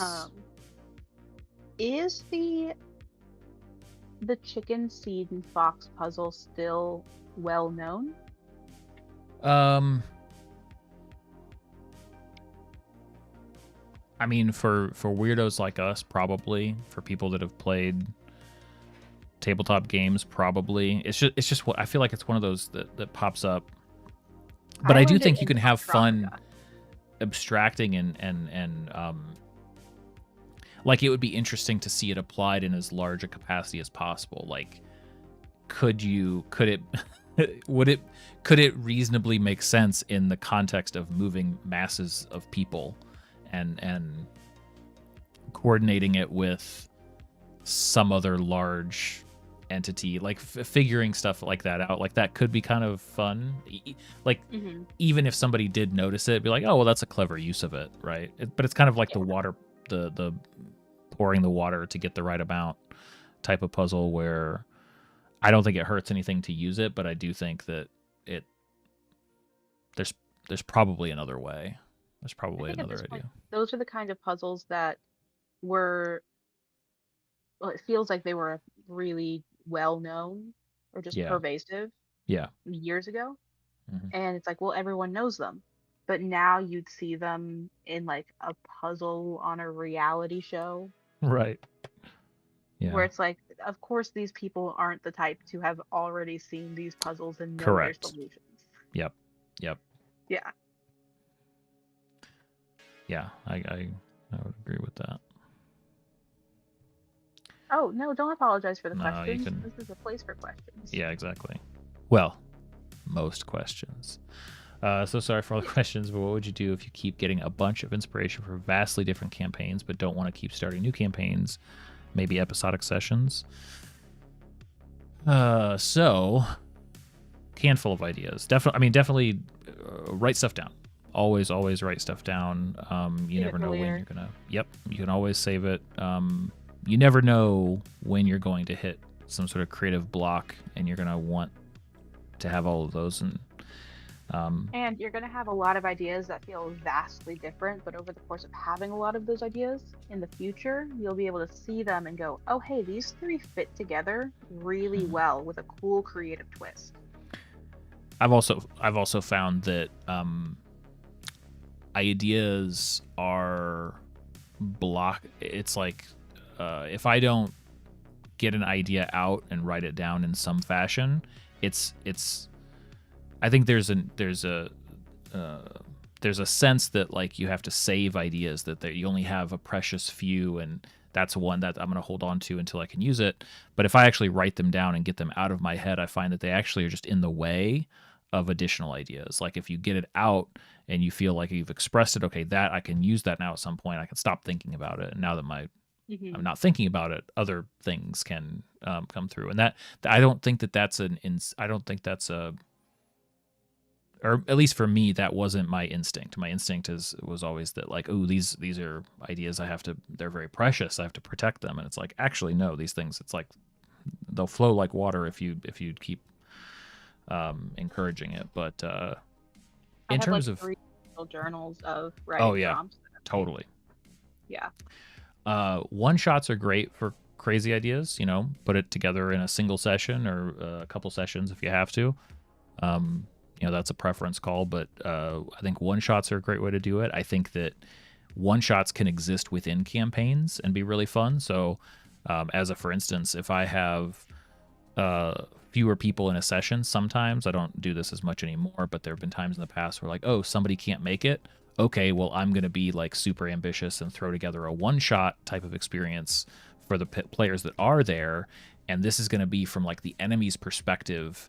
And it's going to be this trudge through the sewer fighting these rat people, because that just seems like a fun, crazy idea that doesn't fit in what we're doing where you guys are in town.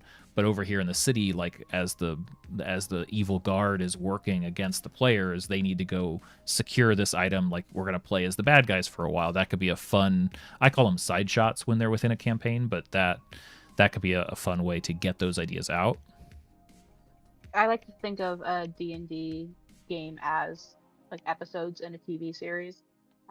Running Avatar Legends made that switch for me. So this is like in a 26 season or episode season, you're gonna have those episodes that are just kind of off topic, but they still feed into the slow working plot. Mm-hmm. Yep. Yeah, I think so. I think that's a good way to think about it. I mean, episodic TV shows, every once in a while, yeah, you have or at least I think it's really interesting when shows are bold enough to say, yeah, we're a few episodes from the end of this season, but we're going to take this character that you guys like and we're going to go back 30 years ago and show you how they first came to town or whatever. And I always love when shows are bold enough. It doesn't happen that often. And sometimes, especially when it's a really popular show, kind of infamously Lost did this at the very end of its run, when people were excited to see, okay, this 6-season running show, Lost is a big controversial show or big, like, got people invested. And then a few episodes before the end of the last season, they're like, we're gonna jump way back in time and show you, ancient history of this place with people, all brand new characters for an hour. And I thought it was fascinating, but a lot of people were like, what is this? I don't care. Like, so you have to know your audience a little bit, but I also like to, it's worth training your players to expect, like, sometimes they're just going to be dealt a weird hand at the table and you go like, you know, like I've even done that, not as a side shot, but even for the players. Like the last time we were in a session, they were traveling to this location, and then we start, and it's like in media res, like in the middle of action, and I'm not going to explain to them why. Well, it's because they unknowingly walked into some field of it's hallucination that they're all having, and they'll have to figure that out as we play, right? So to some extent, it comes down to how much trust I think you have between everybody at the table to just sort of accept and go with it.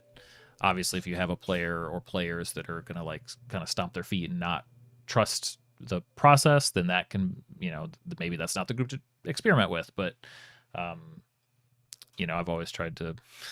So far, my players have patience for it, but I find that kind of stuff a fun experiment from here to there. Yeah.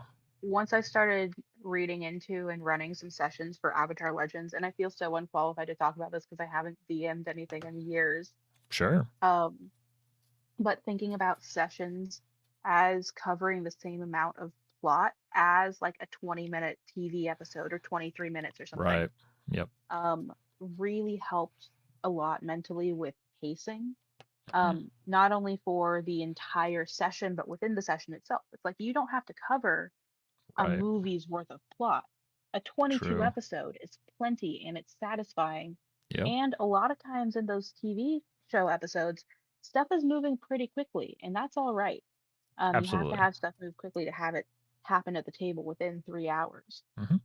So thinking about it as episodes, it would be even fun to try and fit a campaign season within 26 sessions. I think that would be fun to try. Yeah, I have it's an island campaign idea. Another one. I've written this down somewhere in my notes, but the idea of a almost like an island hex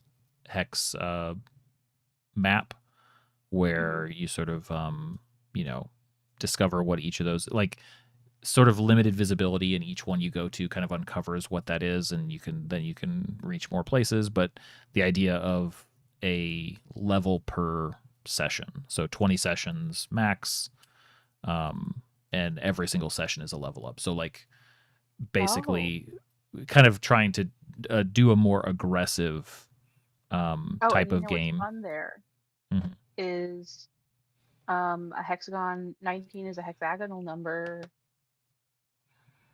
So if you have like one hexagon surrounded by 6 more, surrounded by 12 more, that's 19, and that's a hexagonal number, and that's one less than your 20 levels. Nice. That's a good, yeah. That works. So wasn't even mine, but yeah, absolutely. Yeah, I've never run a hex crawl before, but that idea, I was like, oh, that would be fun. I could see myself trying that sometime. I have this world idea that I've never fully built out, but it's like spokes of a wheel. There's like these 8 cities and settlements, and I'm talking with my hands, but you can't see it. Sure. All built around in a circle, where the one at like 12 o'clock is at like the top of this. It's at the highest elevation, and as you work down around both sides of the circle to the one that's basically at 6 o'clock, that's a portside village. Absolutely, so Dr. Block. What do you suggest? And the party over the course of the adventure, working their way around from one place to the next, and then back up to where they started, where the status quo has changed, and now they have to save the day from whatever. Yeah. I've just got that image of that map in my head. Yeah, I really wanted to learn how to do that, like the scratch off, like lottery ticket, like a DIY. Like there's ways to do that, like a homemade version of that. And I was like, ooh, that'd be fun to like make an island map and then sort of cover it with sort of the scratch off type of like thing. Oil? Yeah, that way you literally have to uncover it as you go, and it becomes this like you sort of chart your way, and it becomes a unique thing for every group that does it. That's so cool. It's one of my ideas. Hopefully I'll get to it at some point. You can call it the foam ball. I can call it the what? The foam ball. It would be at that point. Instead of the foil ball. Yes. Yeah, okay.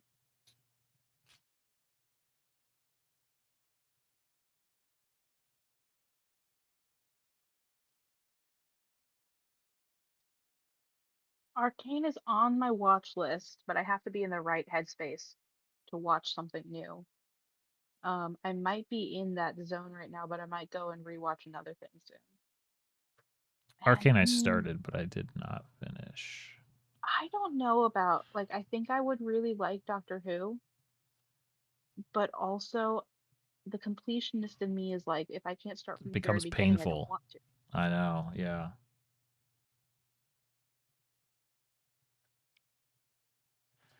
Yeah, it's difficult. It's difficult to accept that, to just jump Like, it into the starts middle of with something. Doctor 8 or something. Like, what? Right. Yeah. What happened to the other ones? That's right. I feel like if I ever was to do it, I would have to I'd have to suffer through. I'd have to slog my way all the way from the beginning.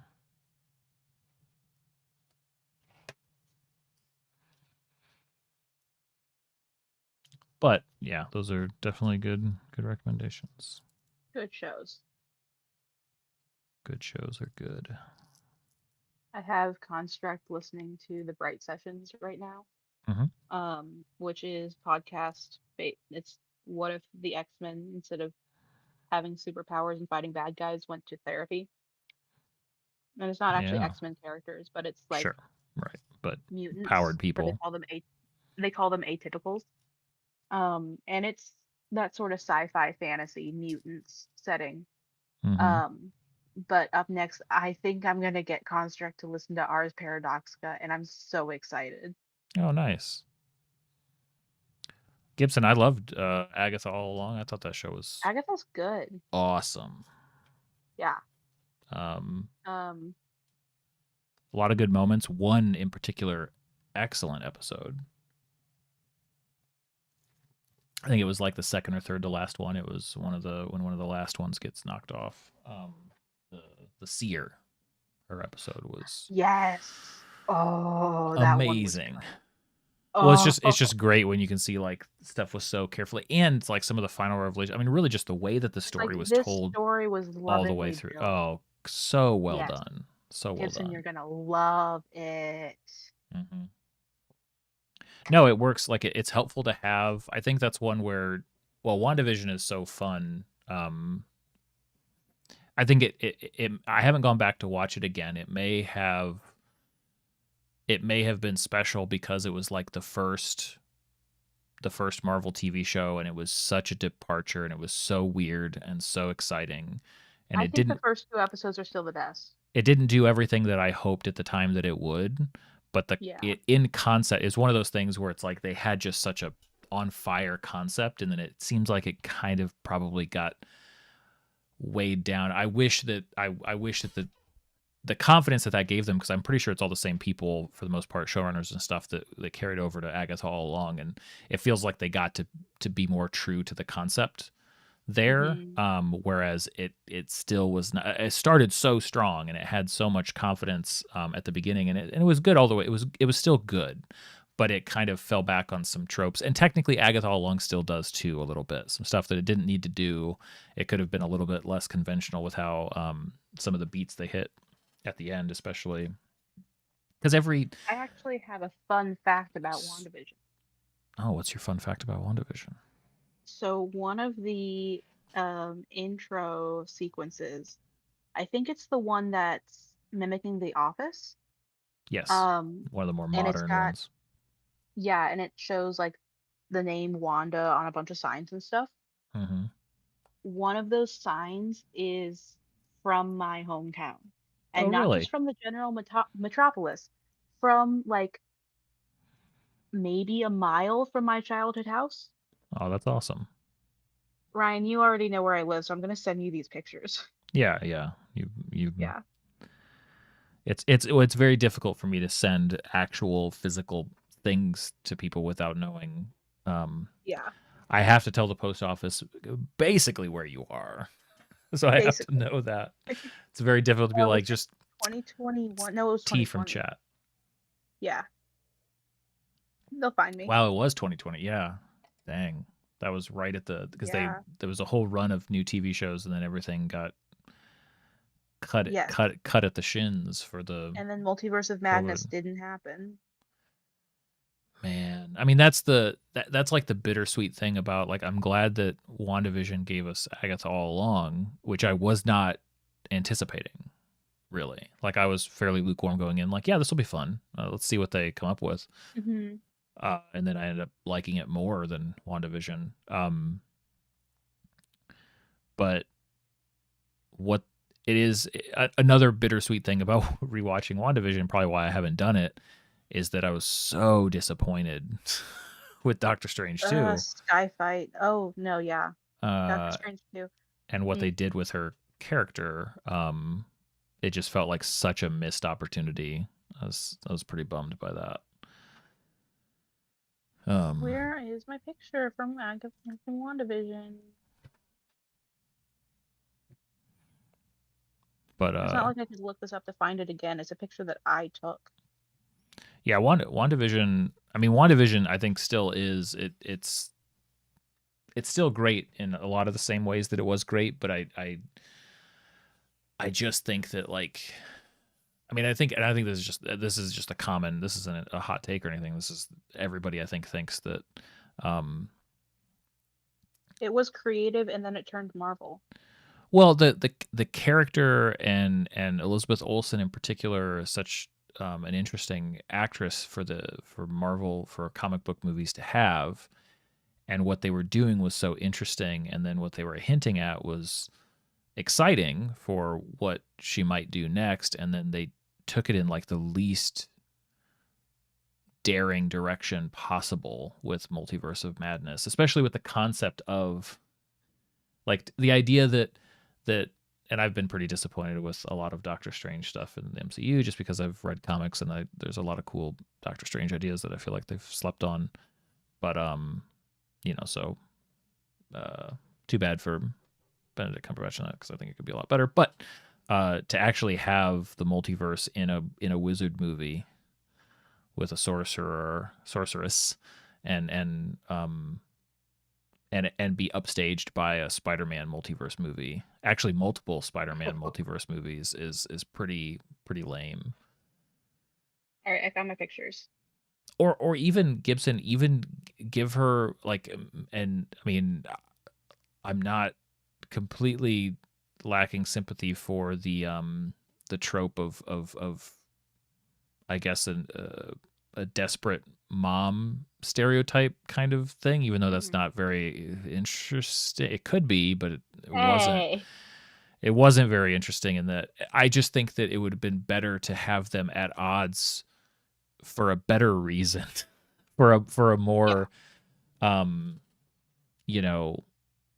a more relatable, especially because like, and I'm not between Doctor Strange and Wanda. That's a tricky thing because Wanda certainly is chaos, and Doctor Strange typically is a pretty risky sorcerer as well. So, there you'd have to really thread that needle. But I mean, just again because like look at those actors, look at who we have in this movie and what they could do, and it's like, it's just on this string of Marvel kind of shooting itself in the foot with lackluster writing. Everything else is pretty much where it needs to be. There's some cool action scenes. There's some fun ideas. Sam Raimi made a fun movie in some ways.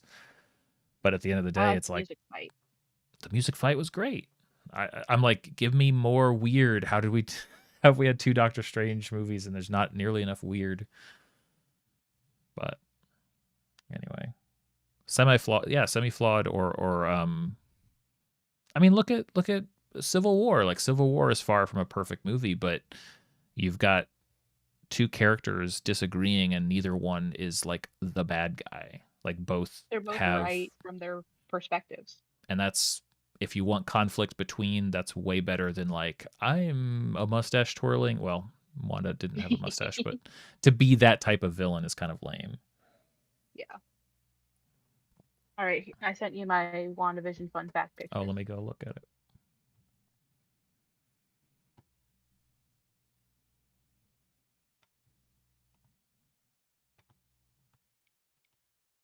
Oh, that's cool.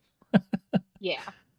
I wonder what, if that was somebody on the production or they just liked the sign and were I don't like, know.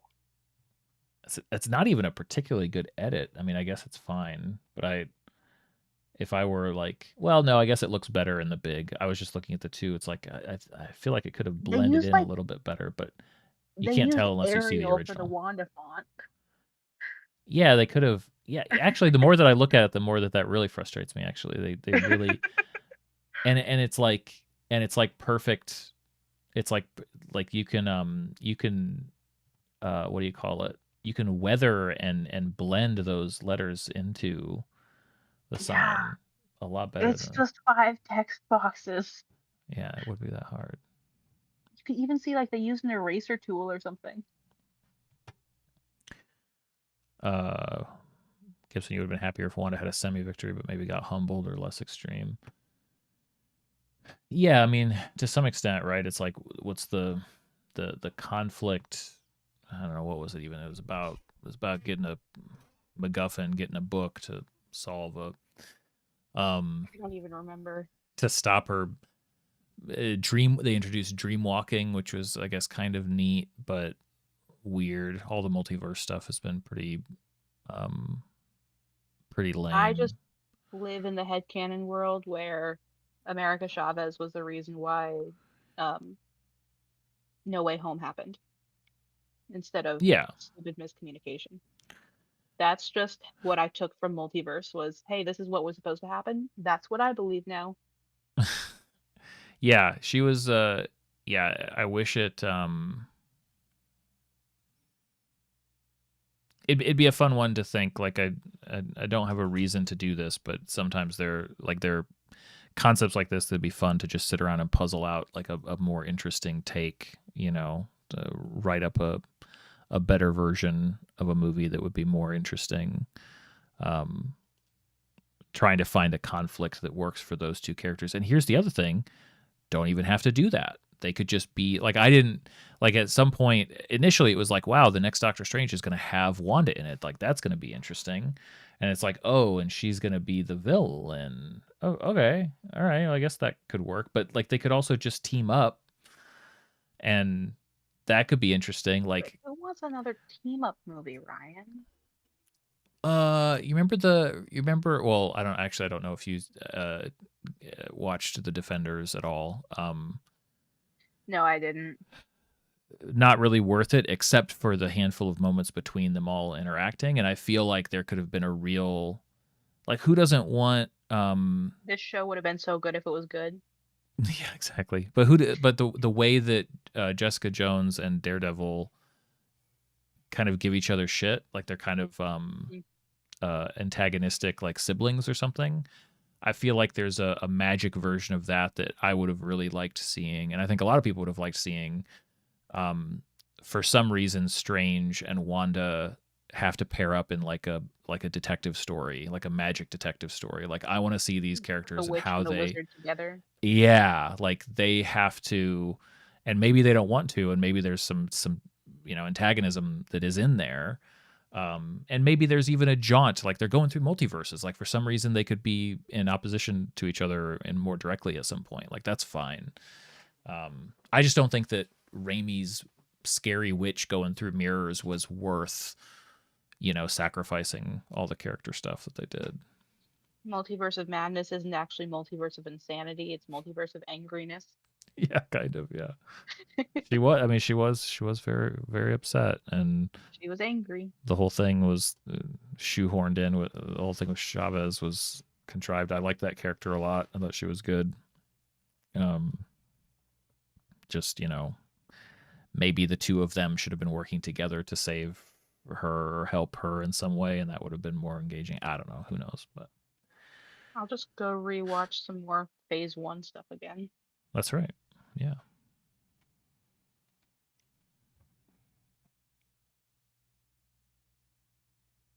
That's the nice part, is that the good stuff never goes away. We can always go back to it.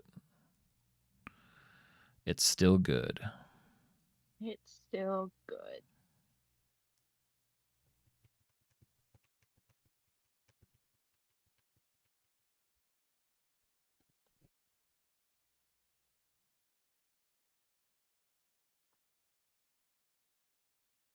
It's nice to be on voice chat and not on text chat because it means I'm actually getting progress done on my crocheting tonight. Well, there you go. My fingers are doing work instead of texting. I'm glad you're not being held back. No, this is Violet's, because Charlotte's the mom, so this is Violet's old room. So that's why it gets like a fun little platform, like kids might like. It's not quite like a bunk bed type of thing, but a raised platform. And I'm trying to figure out if I like what I've made here. I'm not trying to make a step that's actually functional. I'm trying to make something that I can merge into this, and be happy with it. I think I can. I think I might just trim the bottom a little bit, actually, though.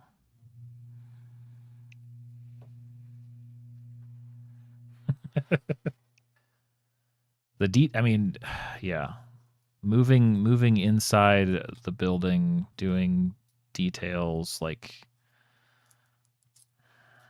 details make it, details sell it, but they can be painful. Absolutely can be painful.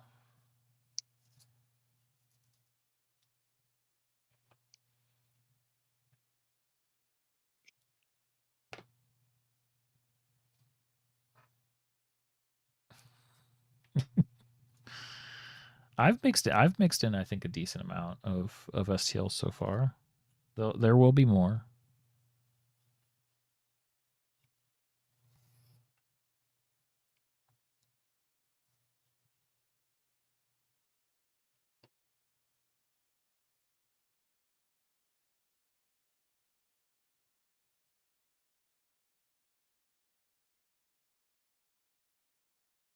My view of 3D printers is the only things that I see them used for is D&D, Mm-hmm. trinkets and fidgets, and like quick fixes for practical stuff. Sure. Yeah. And I don't want any desk trinkets.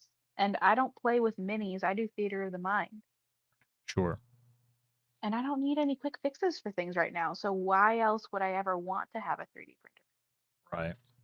Well, and I had a similar approach to it. I actually pushed for getting one a lot more than I had once we started having kids, because I was like, I think they should grow up with this being like a tool on a workbench. Yeah. Like that was what kind of pushed me over the edge, where I'm like, okay, because I could get by fine probably without it, because I don't do a crazy amount of printing, but I'm like, no, this is going to be a factor. Like they should have that understanding. Like this should, because I'm also not a tool like workbench guy, obviously. So it's like, well, here's a way that I can, contribute something in that regard. They'll have that, even though it's not like, not like they'll have any real use for it for years, but yeah, maybe I'll know enough about it that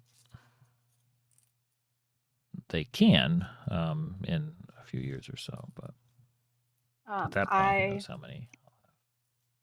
I got what I call the like the can do anything gene from my mom. Nice. We say that she can do anything. And she Mm-hmm. goes, "Don't say that because there's some things I can't do. Stop telling people I can do anything." Sure.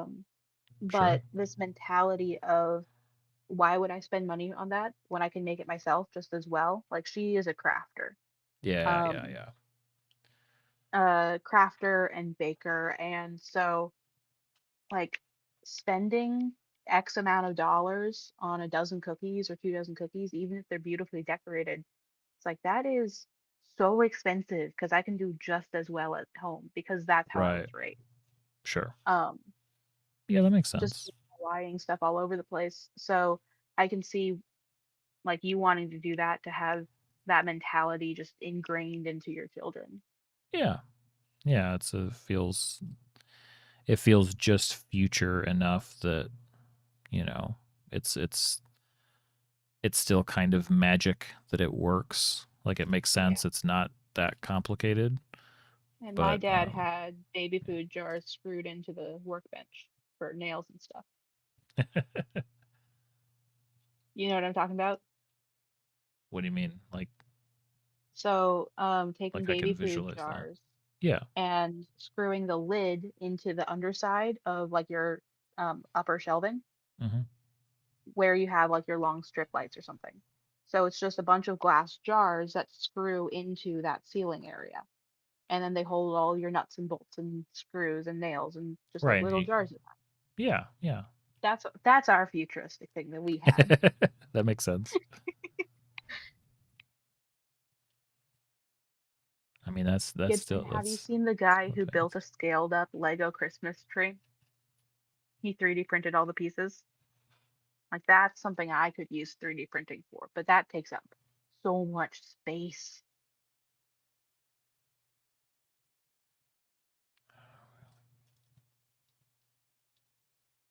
Um, Now I don't like the idea of 3D printing like that dragon fidget toy or any of those like the things that you see as fidgets or like the keycap clicky thing. Hmm. Um, but lots of little finely tuned pieces that you can make into building toys. I'd be all over that, I think. Hmm.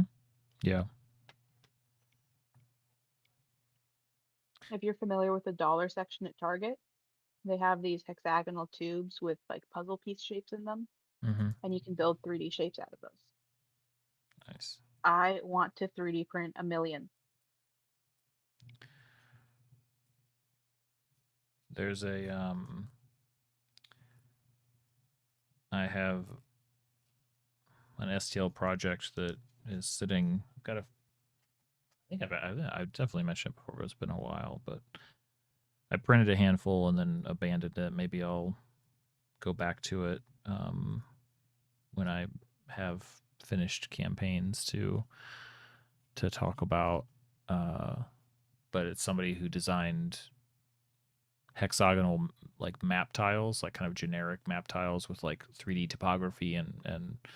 and buildings, and basically the idea is you can print and then assemble like a sort of a 3D map of your world. And I made a handful of those until I realized that it would take me a really long time to actually make something, just all the printing and all those stuff. So I set it aside for now. But that's another one of those things where it's like, okay, I could probably make this and I will augment it, I think, when I do it. Like when I have them all printed, like you can flock it and you can do all the painting and stuff. Like it can, but because it's all so small, it's like I would probably never make this by hand. So Hmm. multicolor printing would be nice. Maybe. Yeah. Maybe. Meanwhile, I'm over here taking a month and a half to make a gorilla. Yeah. It's gonna look so good when it's done. I believe you. I'm sure it will.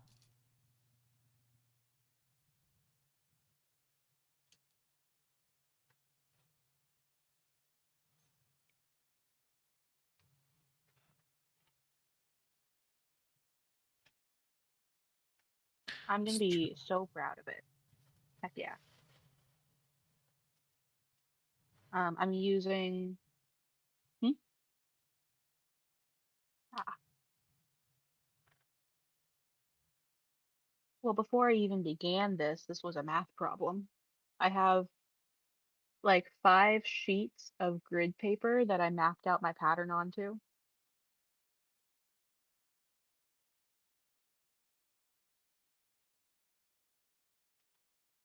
As they all are. Yes, all my art is math.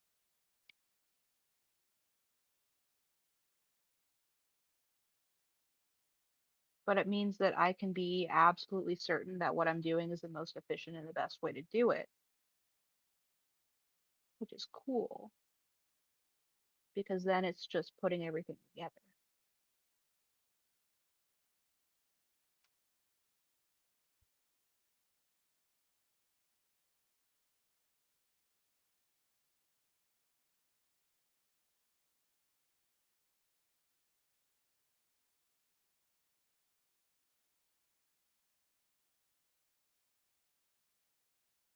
And I think I'm going to be able to take the last skein of yarn back to the store. I still have the receipt, and I don't think I'm going to use it, so that'll be good.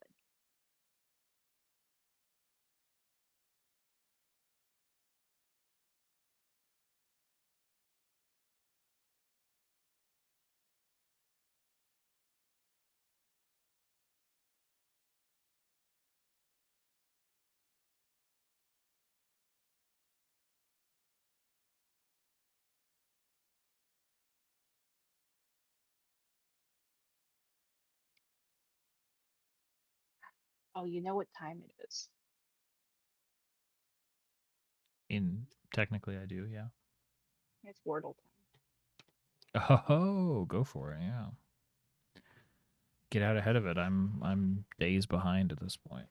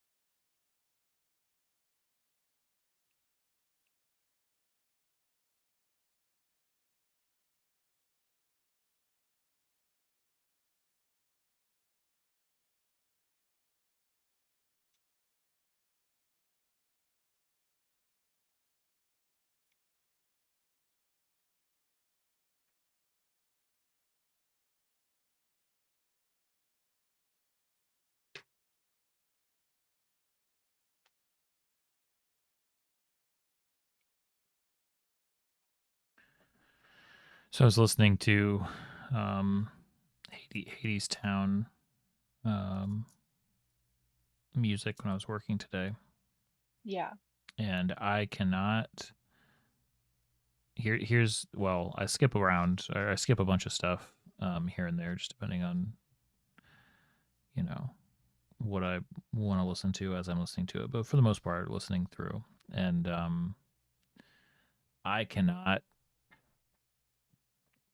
finish the musical without jumping back and listening to the song at the beginning again Oh. every time Uh-huh. because it mirrors it, right? But it's obviously a very different Yeah. tone. But that's my listening pattern for that is to listen to Hades Town plus the first song again, and then I'm done every time. One of my favorite Which little things I've feels noticed in it. appropriate, but yeah. Yeah. Um, there is a matching musical pattern in, I think it's Wedding Song and Flowers. Okay. I think it's like the strings do a ba da da da da da da da. That's so out of tune. Yeah. Um, but it happens in both of those songs. And in Flowers, it's a callback because Eurydice is singing about the husband that she lost. Right. It's so good. It's so good. I think Flowers is my favorite song in Nice. the album, which it's a slower song. Yeah, and all that stuff is lost on me. Um, but I I got the appreciate it. Wordle in 4. That qualifies. I think that I will be one of the higher achievers this time. Okay. I think it's a hard word, but I think I got really lucky. Nice. Yep. I don't know. I don't know if this is a Wordle hot take, but I think, and I don't know. I actually, because I've seen you guys going back and forth. I don't keep track of everybody's strategy, so I'm stepping out on the limb here to say this. I think people use the same starting words every time we're cowards. Okay.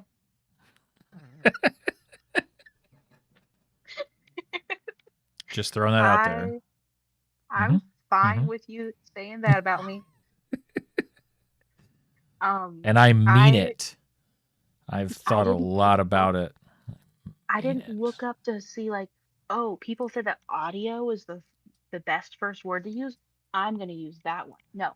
Sure. I used my you developed own, it over time. Over the course of a few weeks or something back when Wordle was first beginning. Yeah. I used my own frequency analysis, sort of just vibe check to be like, hey, I think that these are the letters I always want to know the most about. Sure. Because if they're there, that tells me a lot. And if they're not, that tells me a lot too. Oh no. Okay, ladder fits. Phew. No, did you think it wouldn't fit? It's not even. It's not even glued together yet. It's just I'm trying to hit all of the. I'm trying to.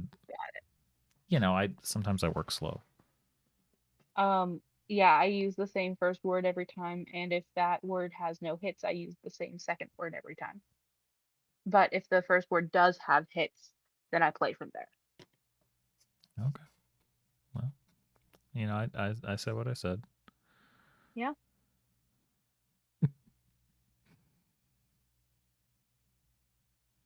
My approach is intentionally chaotic. I try not to overthink it because I like being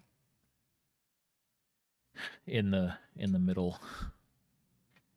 I play on self-imposed hard mode. I don't actually flip the switch, but I play on hard mode. Which means that, sure. Do you know what hard mode is? It's where you have to use what you find. If you find a green letter, you have to use it in that space. If you find a yellow letter, you have to use it in a different space. Correct. Yeah. In other words, every guess has to conform to the rule set you've discovered so far. Every guess has to get you closer. Yeah. Yep. Yeah, that's what I try to do as well. Doesn't always happen. Sometimes you have to break form, but I think construct doesn't. Someone doesn't. Someone doesn't. And it's obvious. Someone doesn't, and it's obvious. Well, I think that if you don't do that, I think it. Well, and it's always tricky because like everybody's brains work differently. For me to not hold that standard, the game gets too easy. So I think holding that requirement most of the time, or as much as possible, helps keep it interesting because it's harder to do. It's a lot harder to find because as it narrows down, it's not so much that you're trying to find another good guess. You may be finding the word, or you may be finding one of 6 words, or whatever it is. Like every single next choice is getting harder and harder, and that's fun. What's the worst is when you have it, except for one letter is off. Like a few days ago, it could Witty, be any. Yeah. Yep. And I was like, is it Kitty? Is it Diddy? Yep. Sure. Is it? It's true. And so playing on hard mode means that you have to check each of those and just get lucky. Yeah, versus like we could just throw a word in there that has all of those letters and see which one dings.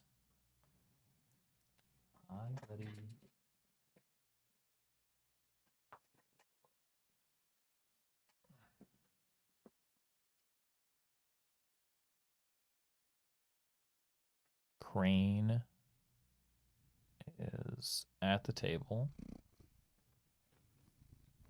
contributing no help at all. He's eating the microphone. That seems pretty helpful. That's pretty good.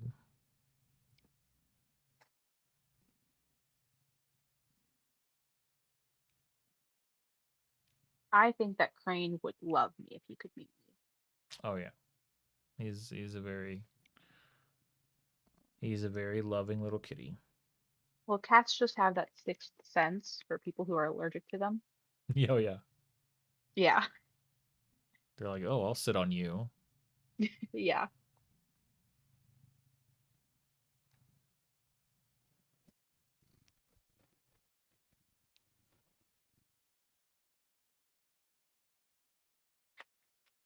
Very nice.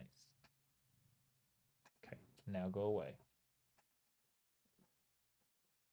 Your bed's right over there. No. Because this is his new pattern is he doesn't want to go. So he's like, why don't I just tip over your trash? So I have to reroute him. Get at it. He's got this like it's like a sleepy determination. Where he's like, no, I'm going to. He's like, yeah, I don't have to. Go.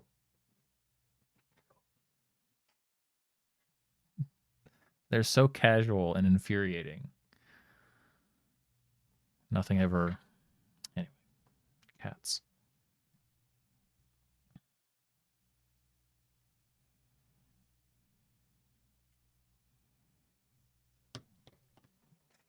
Oh. I'm not going to be able to finish making this and sewing these together tonight, which is a bummer. Yeah, but that sounds reasonable. Yeah, I made 2 of these pieces last night and 3 of them today. But also today I was out for 6 hours shopping. Well, that sounds productive. Yeah. We did it last week on Thursday. We did it this week. Well, we were getting I dropped my mom off at the thrift store and then I went to get gas. And I came and picked her up. And then we went out to Target to pick up a stroller that's been held at customer service because my sister has a baby shower on Saturday. Ah. And then we went to Sam's. And then we went to Aldi. We dropped off all our groceries at home. And then we went out and got lunch. And then we went to the bank. And then we went to Walmart. And then we went to the Dollar Tree. It's busy. Yeah. So errands. Somebody's got to do them. Sounds like you were doing them for everybody. I'm driving my mom because she can't drive right now. Oh, that too. Yeah. Yeah. She's wearing a boot on her foot. That does make it tough, I hear. Yeah.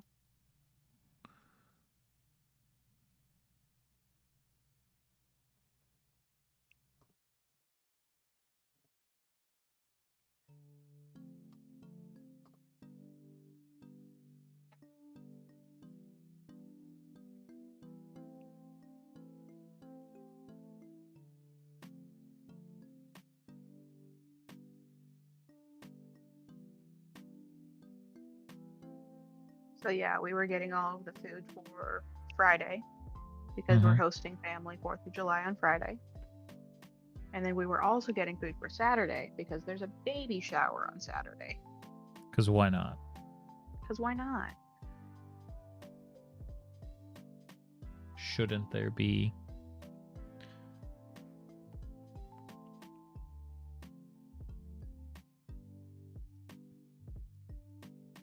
I'm practically betting money that the baby's going to come on a specific date. Oh. Because September 9th is the day I'm betting on. Okay. Both of my nieces were born on the 9th. And this is going to be another niece. Both of my nephews were born on the 23rd. Okay. All 3 of my brothers-in-law were born on the 8th. This has got to be it's gotta follow. I think she's due for like the 12th or something, and I'm like, nope, she's gonna come early. Well, when you know, you know. See, originally I was thinking I was gonna cut those pointy bits off, but I think I might like them. That seems like an injury hazard. It looks perfect for a kid's room. Exactly, right? Yeah.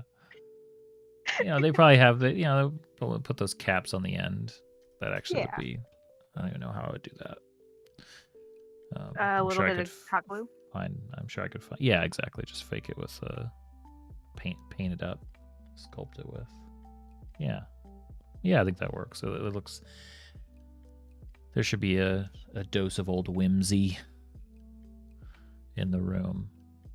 How old is Violet? Well, now she's I think 18 or 19, but when she last was in this room, it was like 10 years old. 10ish, somewhere in there. But it's like, it's probably been a room that's like grown with her. I was even thinking, so the upstairs doesn't have a window, which feels cruel and unusual, but at this point I'm not adding another window to the building, so it is what it is. Well, technically this side, the side that we're peering through, is the side that has windows, I think. That's fine. Yeah, that's true. But not the other side. But even so, as I make like however I figure out how I'm going to do these walls, I may do curtains on either corner, like just because that would look neat, and add a lot of character to the room, even though it's like, wait, what are those curtains for? It's like, shut up. It's a kid's room. They're just there. I don't know. I just put them there. I kind of want to get curtains from my classroom to cover my bookshelf. Oh, that'd be like a shower curtain. That'd be neat. Yeah. Yeah. It's my storage bookshelf. My room has no built-in storage. I think it used to be a computer lab. So I have outlets everywhere. Two of my walls are floor-to-ceiling glass. The other walls are whiteboards. I have no storage.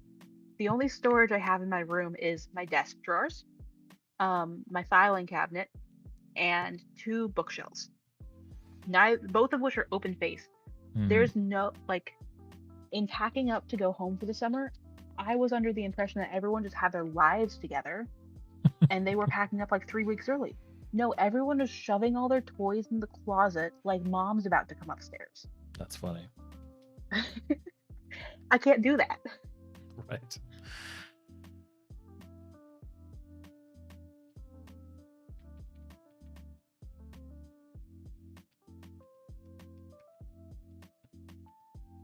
I'm actually going up to the high school next week for the first time in like a month. My privacy film has been purchased. It's come in, and I'm gonna have a party putting it up on my windows. Very cool. Yeah.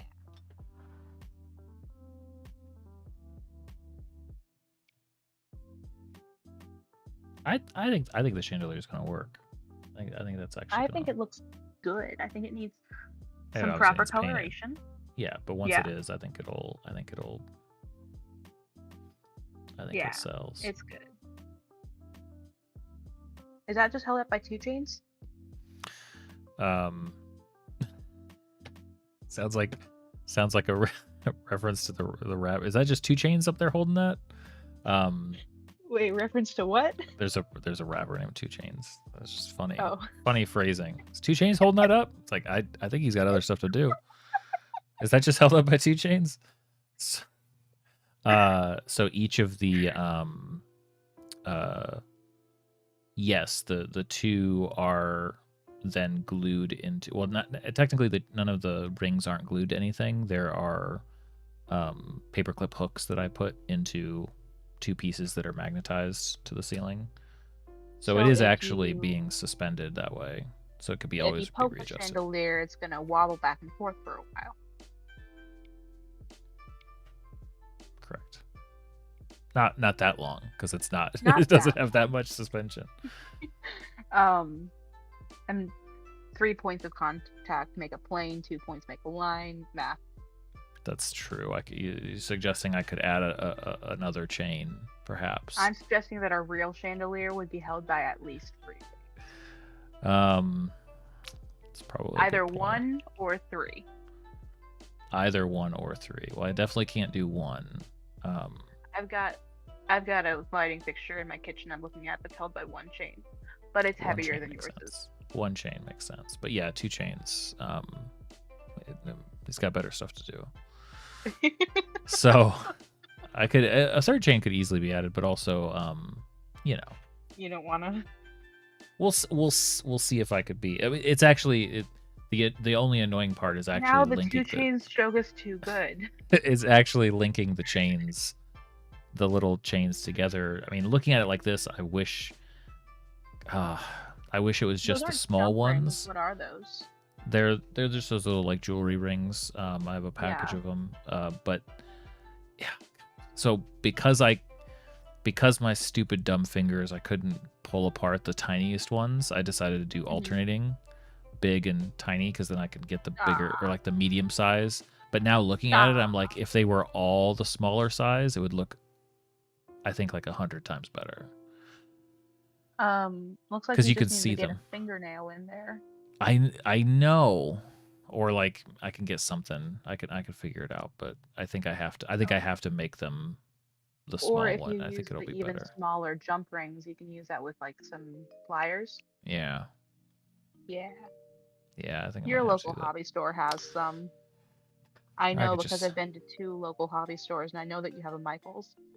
Right, because like the bigger change just looks silly. Okay, well that's another. Okay, so that's on the list too. Just me critiquing your work. No, I agree. I was coming around to it. I was finding that truth, accepting it.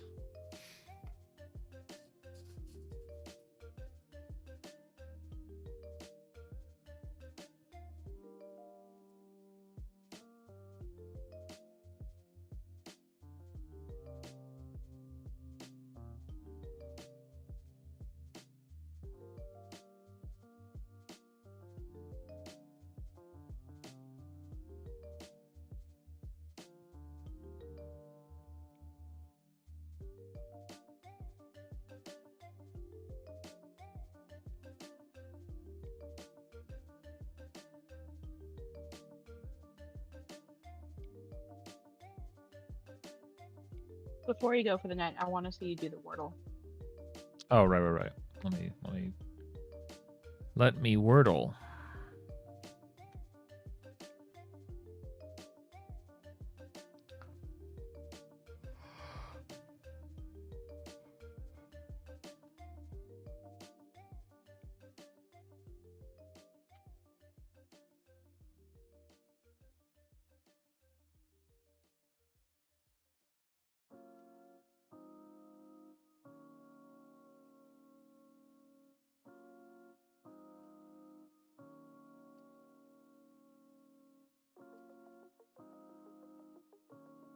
Okay.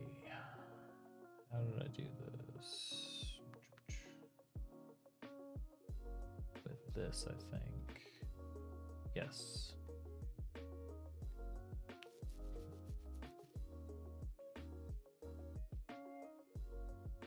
Ready to get started.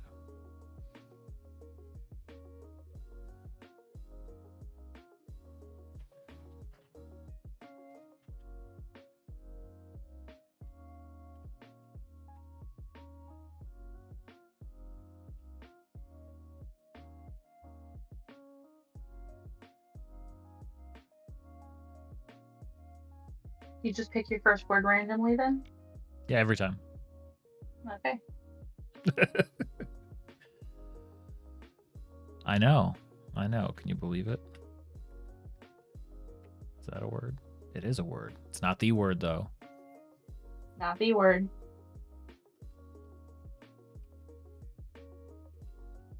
Woozy is the word that my mom and I use to describe, like, whenever you take Dayquil and your head's in the clouds. Woozy, yeah. Woozy.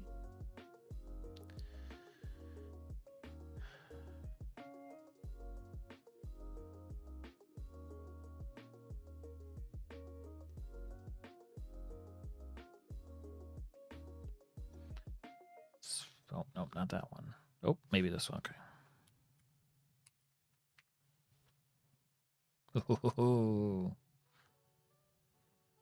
I had a feeling today's was going to be difficult.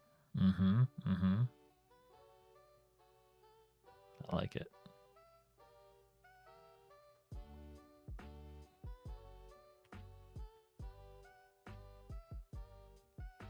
Oof.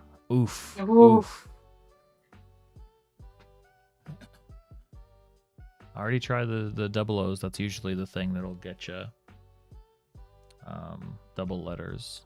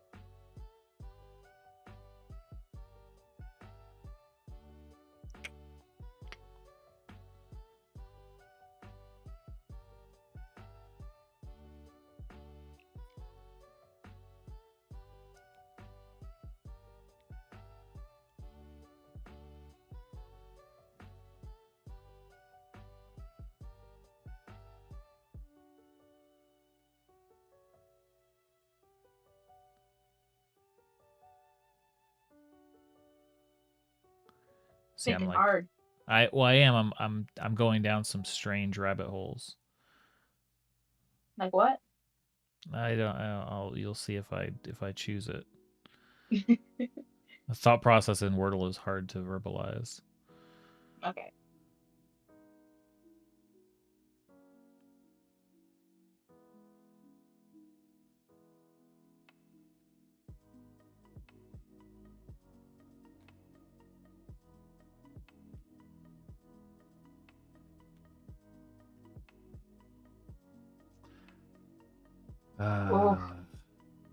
Oh, Noelle. You also played? I got it in 4, Noelle. I got very lucky.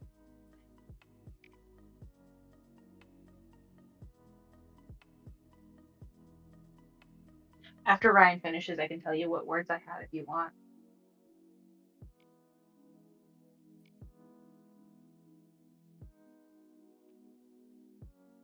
I just want to see if Jesse gets it, because then he'll brag. I want to brag.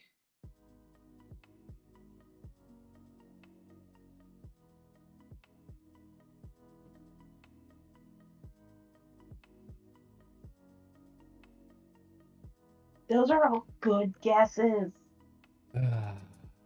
I think my guesses were better than what the word is. You said the double letter's going to get you, and I was like, what about the triple letter? It's been a while since I can never remember. That would have been So that could have been on the guest list at some point, but that's a pretty risky guess when you've trying to cover letters. Yeah. But my first guess was and always is crate. Okay. I like getting C out of the way early. Mm-hmm. So mad at a triple letter. Yeah, that's fair. I like getting C out of the way early, and then if nothing hits for crate, my second word is always pious, as in religiously active. Sure. Yeah. That gets my other 3 vowels. It gets P and S, which are all good letters to see. I like finding P early as well. It's a fine strategy. Yeah. I prefer so then chaos. when I got a hit for P and O, I was like, where else could an O go? And my third word was Paula, which had a Y and another P. Yeah. So I just had a very lucky third word. Nice. Yeah. Yep, those type are always going to be tough to get. It could be That's so how you many. felt, wasn't it, Noelle? Well, it depends. So much of it depends on what you strike, what you hit first. You know. Your last guess was poopy. That would be funny. And why shouldn't it be that one of these times? Well, ever since New York Times picked up Wordle, the words have been worse. Yeah. They're not as they're not as obscure. It is pretty amazing how they've bungled. Made such a simple game worse. Yeah. Yeah, like the fact that it wasn't just like, okay, you've got all the resources you could probably want to work on this, develop it, make it better and more interesting, and it's like, oh, hello, interstitial ads. Ads, and we're just gonna make the word list smaller. Smaller word lists. Yeah.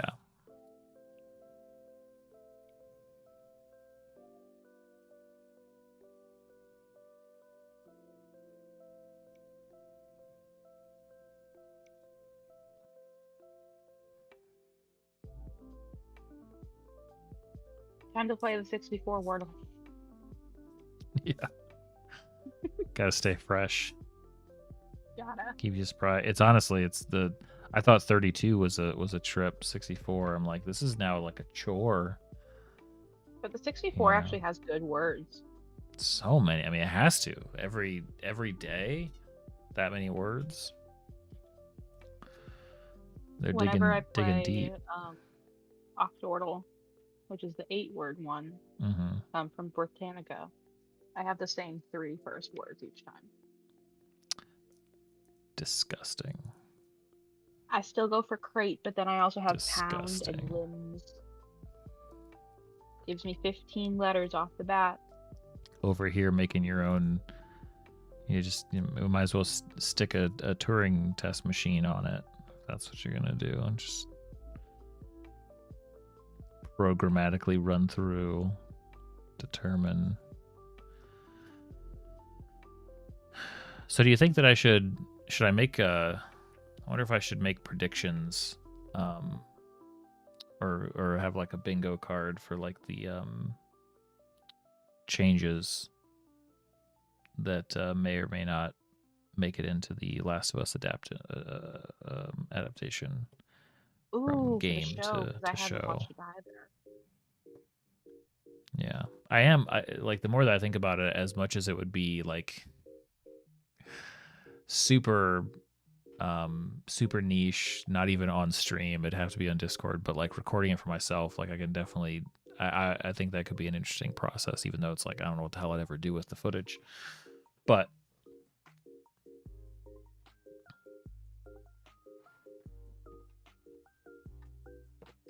you never know. You never know. What?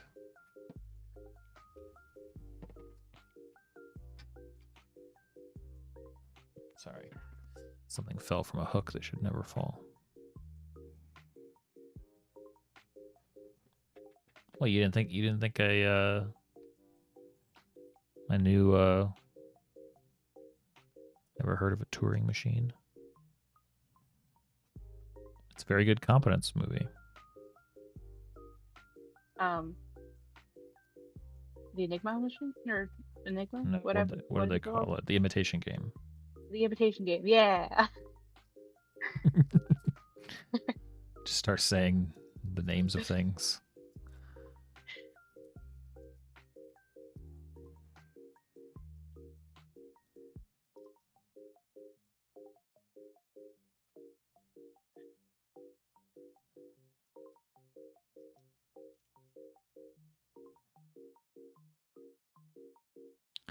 Speaking of comic book movies, I know it's been like an hour since we did, but I am super looking forward to hearing what the sequel to The Batman is going to be. I think I saw that the script is finally done. Matt Reeves is the Pattinson Batman. The Batman? Well, that's the thing. They posted a picture of the completed script because I feel like everybody's been waiting on it for news for this movie, because they're like, Pattinson's going to get too old, like he's going to get bored of the project. It's like, no, they're just waiting for a good script. Yeah, like I think he's really into the role. But the picture of the script had like the title, but it was too fuzzy. It's too, you couldn't really tell. But I'm hoping for they call it the Batman. The Batman again. No, I'm really, really curious to see where they expand. I'm not sure that they can. It feels like they have to dip into something fantastical. Like you can do earnest Batman that is facing against like crazies and mob bosses. Like you can do that once. I don't think you can do it twice. And you dip into Batman's Rogues Gallery, and it gets pretty weird and wacky. So I'm excited to see what they decide to chomp into.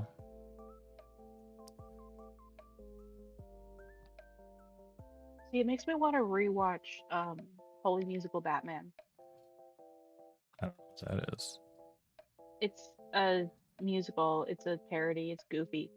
Um, Premise is at the very beginning of the show, the Joker dies,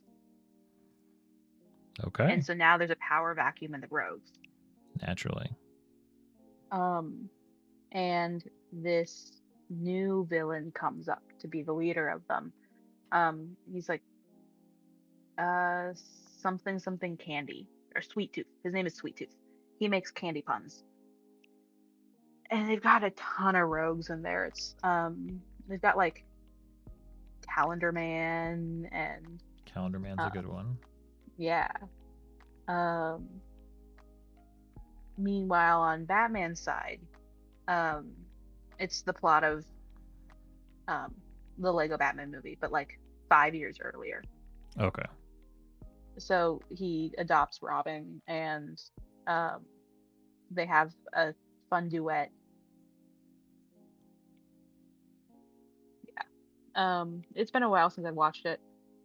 There's some Batman versus Superman feuding in it. Superman reverses the direction of the Earth's spin. Very good. Sweet Tooth puts a giant warhead in the water supply of the city to poison everybody. Spider-Man's there. Starting to go off the rails. Starting to lose me. Yeah, it's a fun time. It's got some good songs.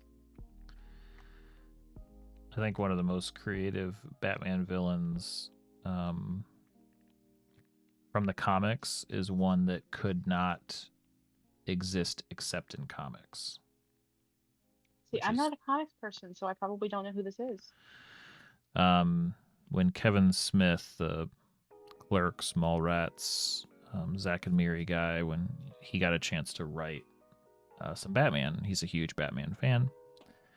And I think he did a great job. I mean, I'm not crazy about all of his writing and all of his ideas. I wonder how long he sat on this idea, because to create a character that can only exist in one type of medium is really fascinating. And you'll know it as soon as I say it. The villain's name, and it's absurd and silly, but that's okay. Does he like go between panels or cross pages or nope. things? It's even the villain's name is Automatopoeia. And does he only speak in onomatopoeias? He makes the sound effects of what he does in the panels. Like and I say that it only works, not that you couldn't try to do it in live action, but it would be absurd. But the fact that animation. Maybe, but I think that as soon as there's voice added to it, like the fact that you're sort of reading it in the way that sound effects are put into comic book panels is super unique. And I think it gives it a level of a creepy factor that you couldn't accomplish in any sort of live action. Maybe somebody could pull it off, but it feels like, man, if you've got a bad guy doing sound effects, it's like, okay, this seems silly. But in the reveal in the comic book, when the guy who you don't know is the villain reveals he's the villain by making a sound effect bubble, it's like, ooh, like it's just a cool idea. It's a fun little reveal. But now I want to think about how you could translate that idea to film. Sure. I'm thinking like the bad guy is manning the camera dolly. Yeah. Yeah, like some kind of like Deadpool-esque, like breaking the fourth wall type of thing. Yeah. I mean, that's what onomatopoeia is doing. Yeah, or maybe like hey 3D painter. Yeah, still up. I know, crazy, right? Or maybe like maybe a villain called like Flashback or something, where it's like they're the only character that ever gets a flashback. Or oh my, no, this was fun. I need to. Oh, you gotta watch The Guy Who Didn't Like Musicals. I do. There's almost too much Rick and Morty at this point for me to ever watch it. We've got to watch it together. But we've got to watch The Guy Who Didn't Like Musicals together. There's an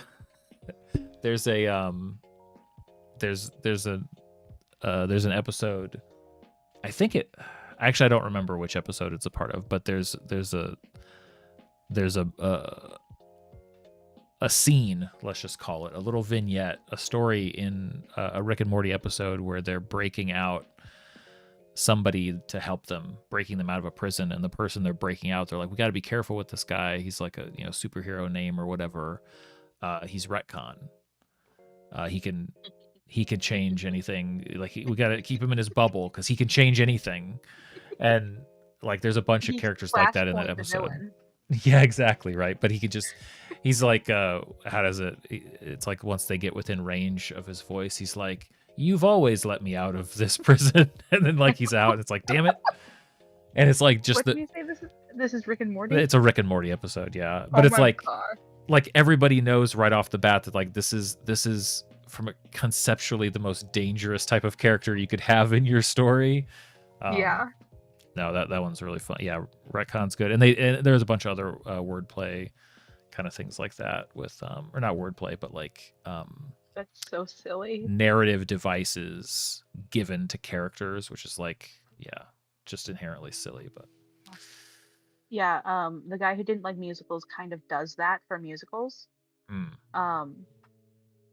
The premise is, well, Paul, he doesn't like musicals, but an asteroid crashes into the Starlight Theater one night, and it starts spreading this zombie virus with that as the epicenter, and everyone who's infected now sings and dances in this musical hive mind. It's like a zombie apocalypse, but it's a musical.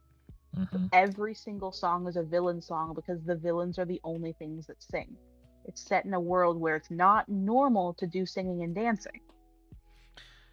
So it's a different angle, but this scene was one of the reasons that I really liked the Marvels. Yeah, why? Because they went to a planet that communicates via song and dance. Like that's how they talk. It was just such a neat idea for how to make a world feel alien. Is that like they get there and Captain Marvel's like really unnerving here. She's like, all right, this is gonna seem weird, but like just trust me. But like that, it's fun that the main character got to be like a well-traveled, person who's like she knows that she's got to go do all this and communicate this way, but it's also as a result of that you get this silly like dance sequence. I thought it was really creative and interesting. That and the later alien attack, which was like I think probably the only time I've laughed out loud in a Marvel movie. The only time? Yes. Oh, but like full on, like this is a hilarious. Like it got me belly laugh. It got me the way that Beep Beep got me. Which I had to pull a clip. I was with one of my D&D groups this week. I was like, guys, I got to show you the best joke I've seen in a game in a while. I was like, forgive me for pulling my own stream clip of me playing this game, but I don't know anybody else that would play it. I can't find it any other way. Just give me a second. It made me laugh again, pulling it up from Killer Frequency. It's still funny. I have it saved, so I can just copy paste it. Beep beep, look out. Tragedy, 5 dead, 16 injured. It's like like the game missed its opportunity. It should have had way more of that. I guess like it, you wear out your welcome, you do too much stuff like that, but The fact that they were capable of that means what else were they hiding from me? What else were they hiding from all of us in that game? Very, very good. Yeah, I literally saved that headline so I could just drop it on you at random points. It's so good. Well, and it's such a surprise too. Like you're not expecting it. It's the only like silly news article in the game.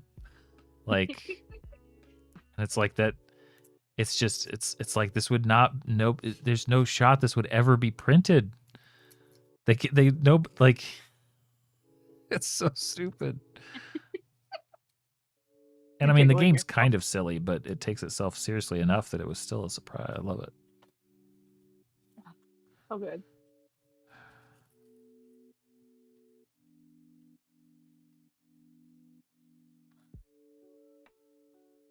Is someone listening to the TV in the other room? Sorry, what? Is someone listening to the TV in the other room? No. At least not to my knowledge. For me, and it's coming through my. Okay. My headphones are in transparency mode right now. My grandma's watching. I see. Okay, that makes sense. I was like, I've never heard this on stream before. That would be a surprise, but that makes more sense. Okay. Like, why are your people awake? It's 3. That also. That would be a big surprise. No. They're not. Yeah, it's late. That would be insane. They'll wake up in an hour and a half, and that's much more sane. That's not crazy of kids to just. I saw a meme the other day that was like my kids, you know, like I get up to go to the bathroom at 4:00 in the morning, and my kid in the hallway, and it was a clip of Hannibal Lecter in his cell, standing there creepily and telling Clarice good morning. And it's like, yeah, that is kind of like you just turn a corner and it's like, oh, you're awake. What are you doing? Go back to bed. Stop it. What's that old is it Lights Out is the name of the video? Lights Out, yes. Yeah, I watched that I think once in middle school, and so I barely good. watched it. Well, I don't even know if it was a short film, and then they made a movie that was, I think, worse. Oh, did they? I think they got like a full movie out of it, but it's like you don't need that. It's the concept was super clean and worked on its own. Another good one. Oh yeah. Another good one to watch, which maybe you won't because you don't like this kind of stuff. There's a horror scary short film called The Chair. It's very good. Oh. Very good. Probably like the best scary thing I've ever seen. I don't like jump scares because most of them aren't done well. What do you think of the type of effects in like I don't know if you ever saw It? I didn't. Or if you're aware of like the or even like the Haunting of Hill House, like background subtle scares. Oh, like spooky things changing in the background. Sure, or like if you pay attention, like Pennywise the clown is this character in the background of the library scene, right? If you look closely and you freeze frame, it's actually a lot scarier. Or just if you happen to have been looking in the background to see that character stop and turn towards the camera and just stand there creepily. Like if you're paying attention, you can notice it.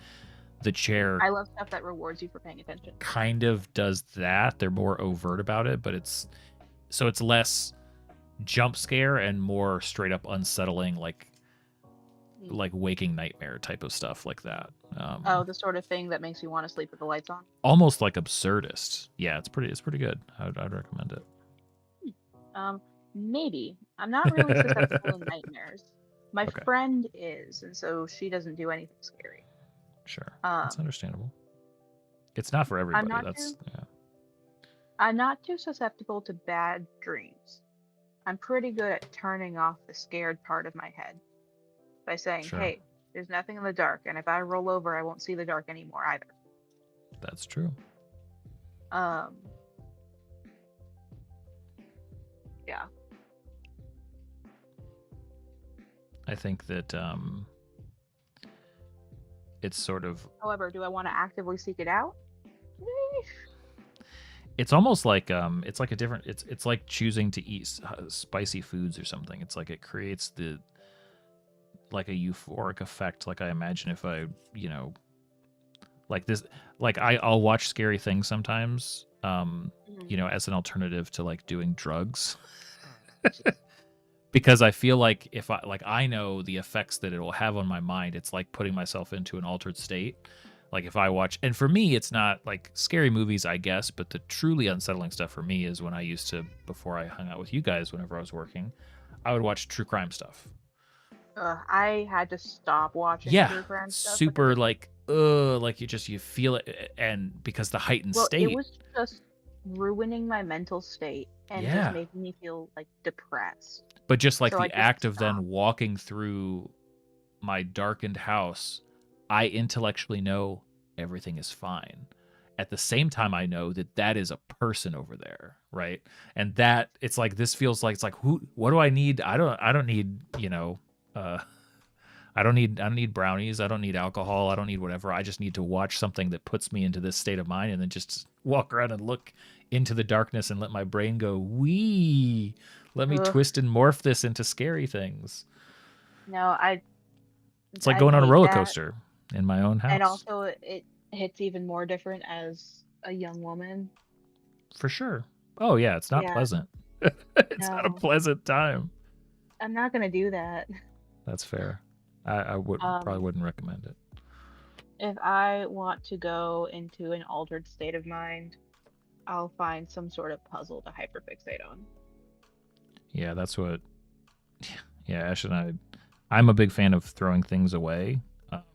Granted, it's easier when the things I'm throwing away are things I don't care about. So, that's always a point of contention. It's like, I don't care about this. Well, maybe I do. Like, okay, well, let's fight about it.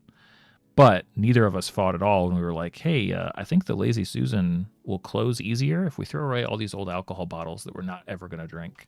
Like, let's just pour this out and get rid of this. And it did. And that was nice. Because we're like, let's be honest. It's going to be years, and our life is going to need to change significantly before we actually, like, drink again. Like, I can't imagine, I saw the kids a will bottle be gone. Chocolate wine at the store today. Yeah. And I was like, that looks gross. That sounds awful to me, but I'm also not a wine or really a chocolate person, so. I am a chocolate person. Purple Boy, how's it going? Welcome. We are having such a random conversation for you to pop back in on, but that's okay. Always random conversations here. Mm-hmm. Sometimes really random, and then we gotta take away somebody's mic permissions, but woo. That doesn't happen only ever once. Yeah, I want to find some more wines that I like, but it's like they're so expensive, and then if you taste it and you don't like it, what do you do with it? Yeah, then you just pour it out and it's gone. And it's just money. Nobody that we know, Noelle, somebody that asked for it literally months ago, and I looked, I was like, who the heck? All right, I'll give him a chance. Like, that's the whole point, right? Yeah. This is how we make friends. And it was like, they don't even know what we're talking about. Doesn't actually want to be here. I don't know how this person slipped into the Discord, to be honest. But hey, Acidic Dwarf, you just got back from school. Have you ever made minis out of foam? I want to make a goddess for my next session. Miniatures, no. I've made larger, like if you consider like a purple worm a miniature, like a big monster, I've made that kind of stuff out of different materials. Mimics, big monster mimic stairs out of foam and clay mostly. But actual miniature, I probably wouldn't attempt, like, depending on what you're trying to make, I probably wouldn't attempt it out of foam. You could always sculpt it with clay or... Yeah, there you go. Noelle's got good advice.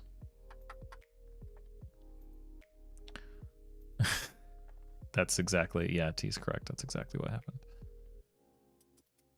I like the whole time I'm just pulling up like mod view in the Discord going like, who is this? And it's fine. They can hang out. And I mean, they've put a handful of messages in different places. It's like, well, that's fine. Doesn't really. I'm not here to police that, but I certainly am here to take away mic privilege. That's easy. So was he. Mm-hmm. Yeah, it was all around confusing. Yes, Crane. Crane has been doing the lumbar thing, and then he emerges once again to say, "Okay, pay the really piper." Good lumbar emoji. Mm-hmm. I just need to snap a picture of Crane in the chair at some point, and then that's the because that's what it is. Oh, I'd scroll back up, but I have so many Goncharov pictures in my chat with Construct. Mm-hmm. I taught Construct what Goncharov is last night or yesterday or the day before that or something. Do you know Goncharov? Of course not. That doesn't. It sounds like you sneezed halfway through that word. I don't know what.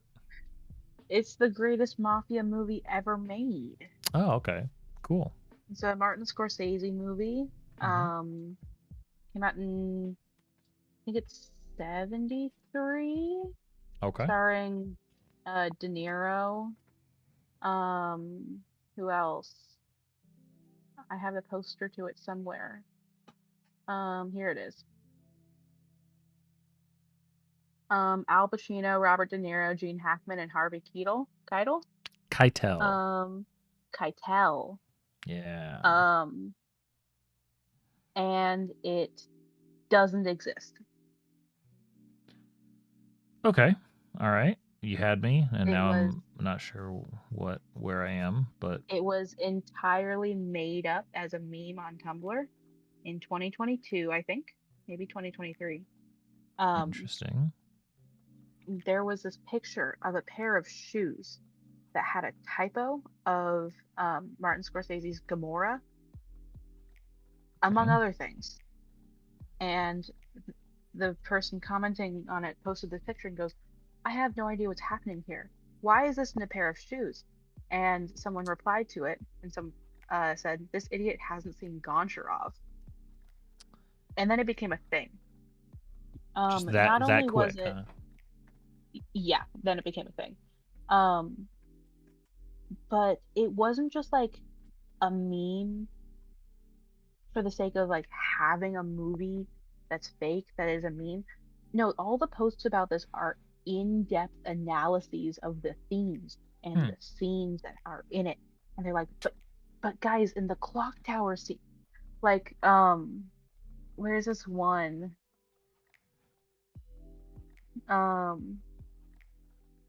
So it's like reverse dead media. Like this media was never alive to begin with.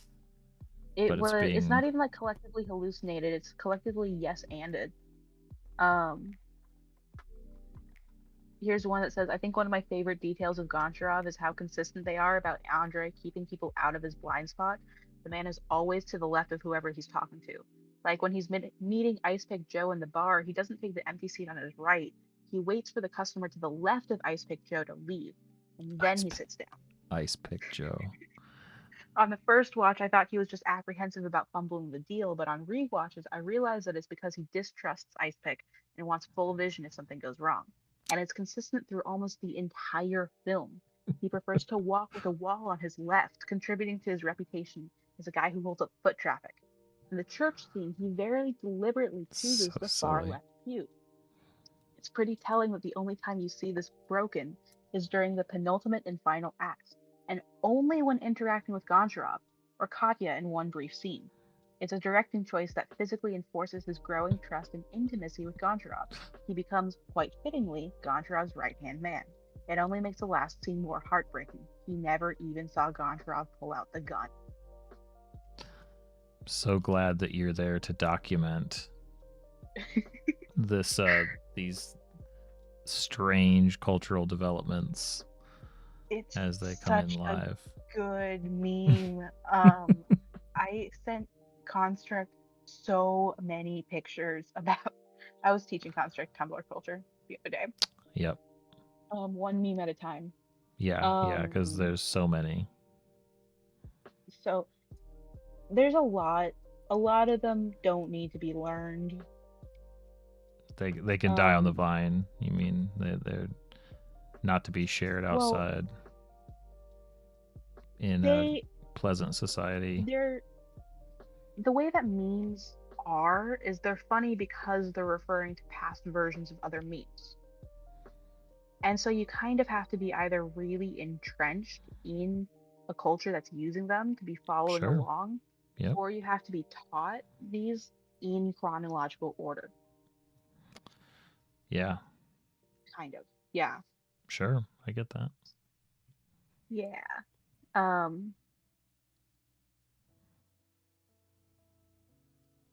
So. Well, I didn't have the chance, but as soon as you said it was a Scorsese movie, I was about to go, no, it's not. But you know all of you got Scorsese's there. Movies? I know enough about them to know that name is not one of them. So I was gonna really question that. I was like, oh, but you know what? Maybe it was a misspeak. Maybe it's actually something else or whatever. You know what? Maybe he did something experimental and I had never heard of it. A student thing or whatever. I'll wait and I'll see what comes of it. Yeah. And then you'd explained it. Here's a tweet that says Tumblr has been talking about a Martin Scorsese movie called Goncharov, and I was getting really into it, really looking forward to watching it, and then it turns out they made it up completely. And the Tumblr comment says, "We got him." And then a reblog of that has a screenshot of another tweet by the same guy from a day later that says, "They're roasting my ass on Goncharov Tumblr." Tumblr comment says, "They've been made aware." Yeah, now he's on the list. Wishing every member of the Disney MCU marketing team a very happy, screaming, crying, throwing up as they learn that despite every algorithmically targeted test audience development by market analysis mega hit they attempt to manufacture, Tumblr will collectively decide without forethought or discussion that the new fandom obsession is a non-existent Scorsese film premised entirely on the tag label of a pair of knockoff boots. Crazy. Yeah. People made like music for it. There's a list of songs in the soundtrack. At this point, it'll be made at some point. It'll just actually I deeply respect the people who watch Goncharov and can discuss the themes and symbolism after one watch, because it genuinely took me years to pick up on anything past Robert De Niro doing the worst Russian accent ever committed to film. There you go. Comment says, some of your dads didn't force you to watch this movie every Christmas, and it shows. It's just a fun time. Someone who works in the library made a fake DVD cover, and it hid it on the library shelves. Very good. Yeah. I said it's a fun time and you laughed. What? Oh, I saw Bring Back Zanga in LiveJournal. Oh. It's been a minute. They deserve it. If we've still got Tumblr. Yeah, this is the only social media I have, you guys. It's still alive. It's still there. It's doing its own thing. It's still chugging along. Yeah. We are cockroaches. But we are the cockroaches that are also the fount of a ton of like internet memes. Like people are still screenshotting posts that are made recently and sharing them to other platforms. Yeah. Yeah. Well, I'm happy to now be in the circle of people aware of this fake movie. Yeah. I feel like I really learned something today. The reason that Gonsharov 1973 is such a hit is because it allows Tumblr to unironically participate in its national sport, lying. That's yeah. Yeah. It qualifies.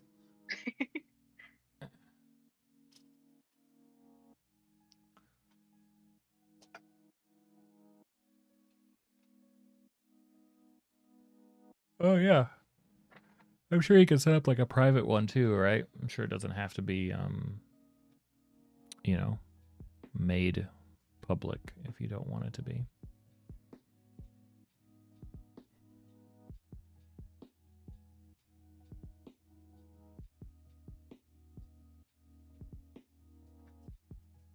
Okay.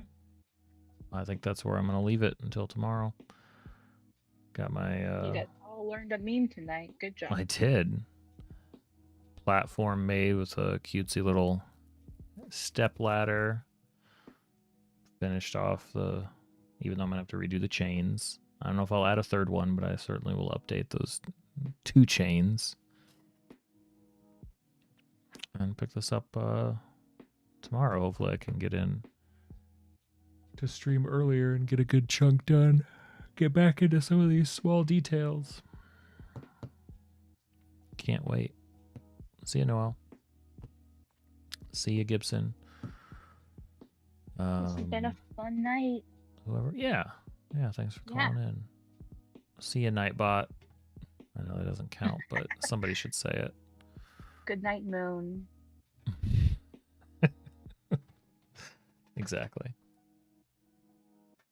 And yeah, you too, T. See ya. All right, have a good night. Have a good one. Yeah, later.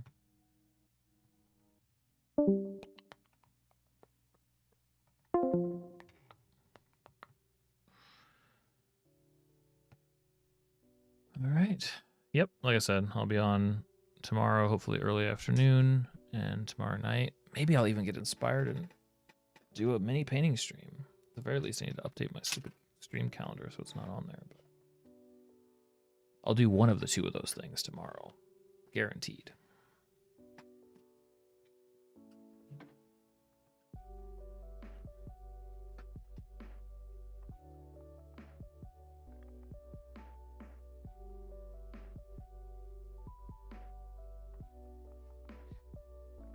Okay, see you guys next time.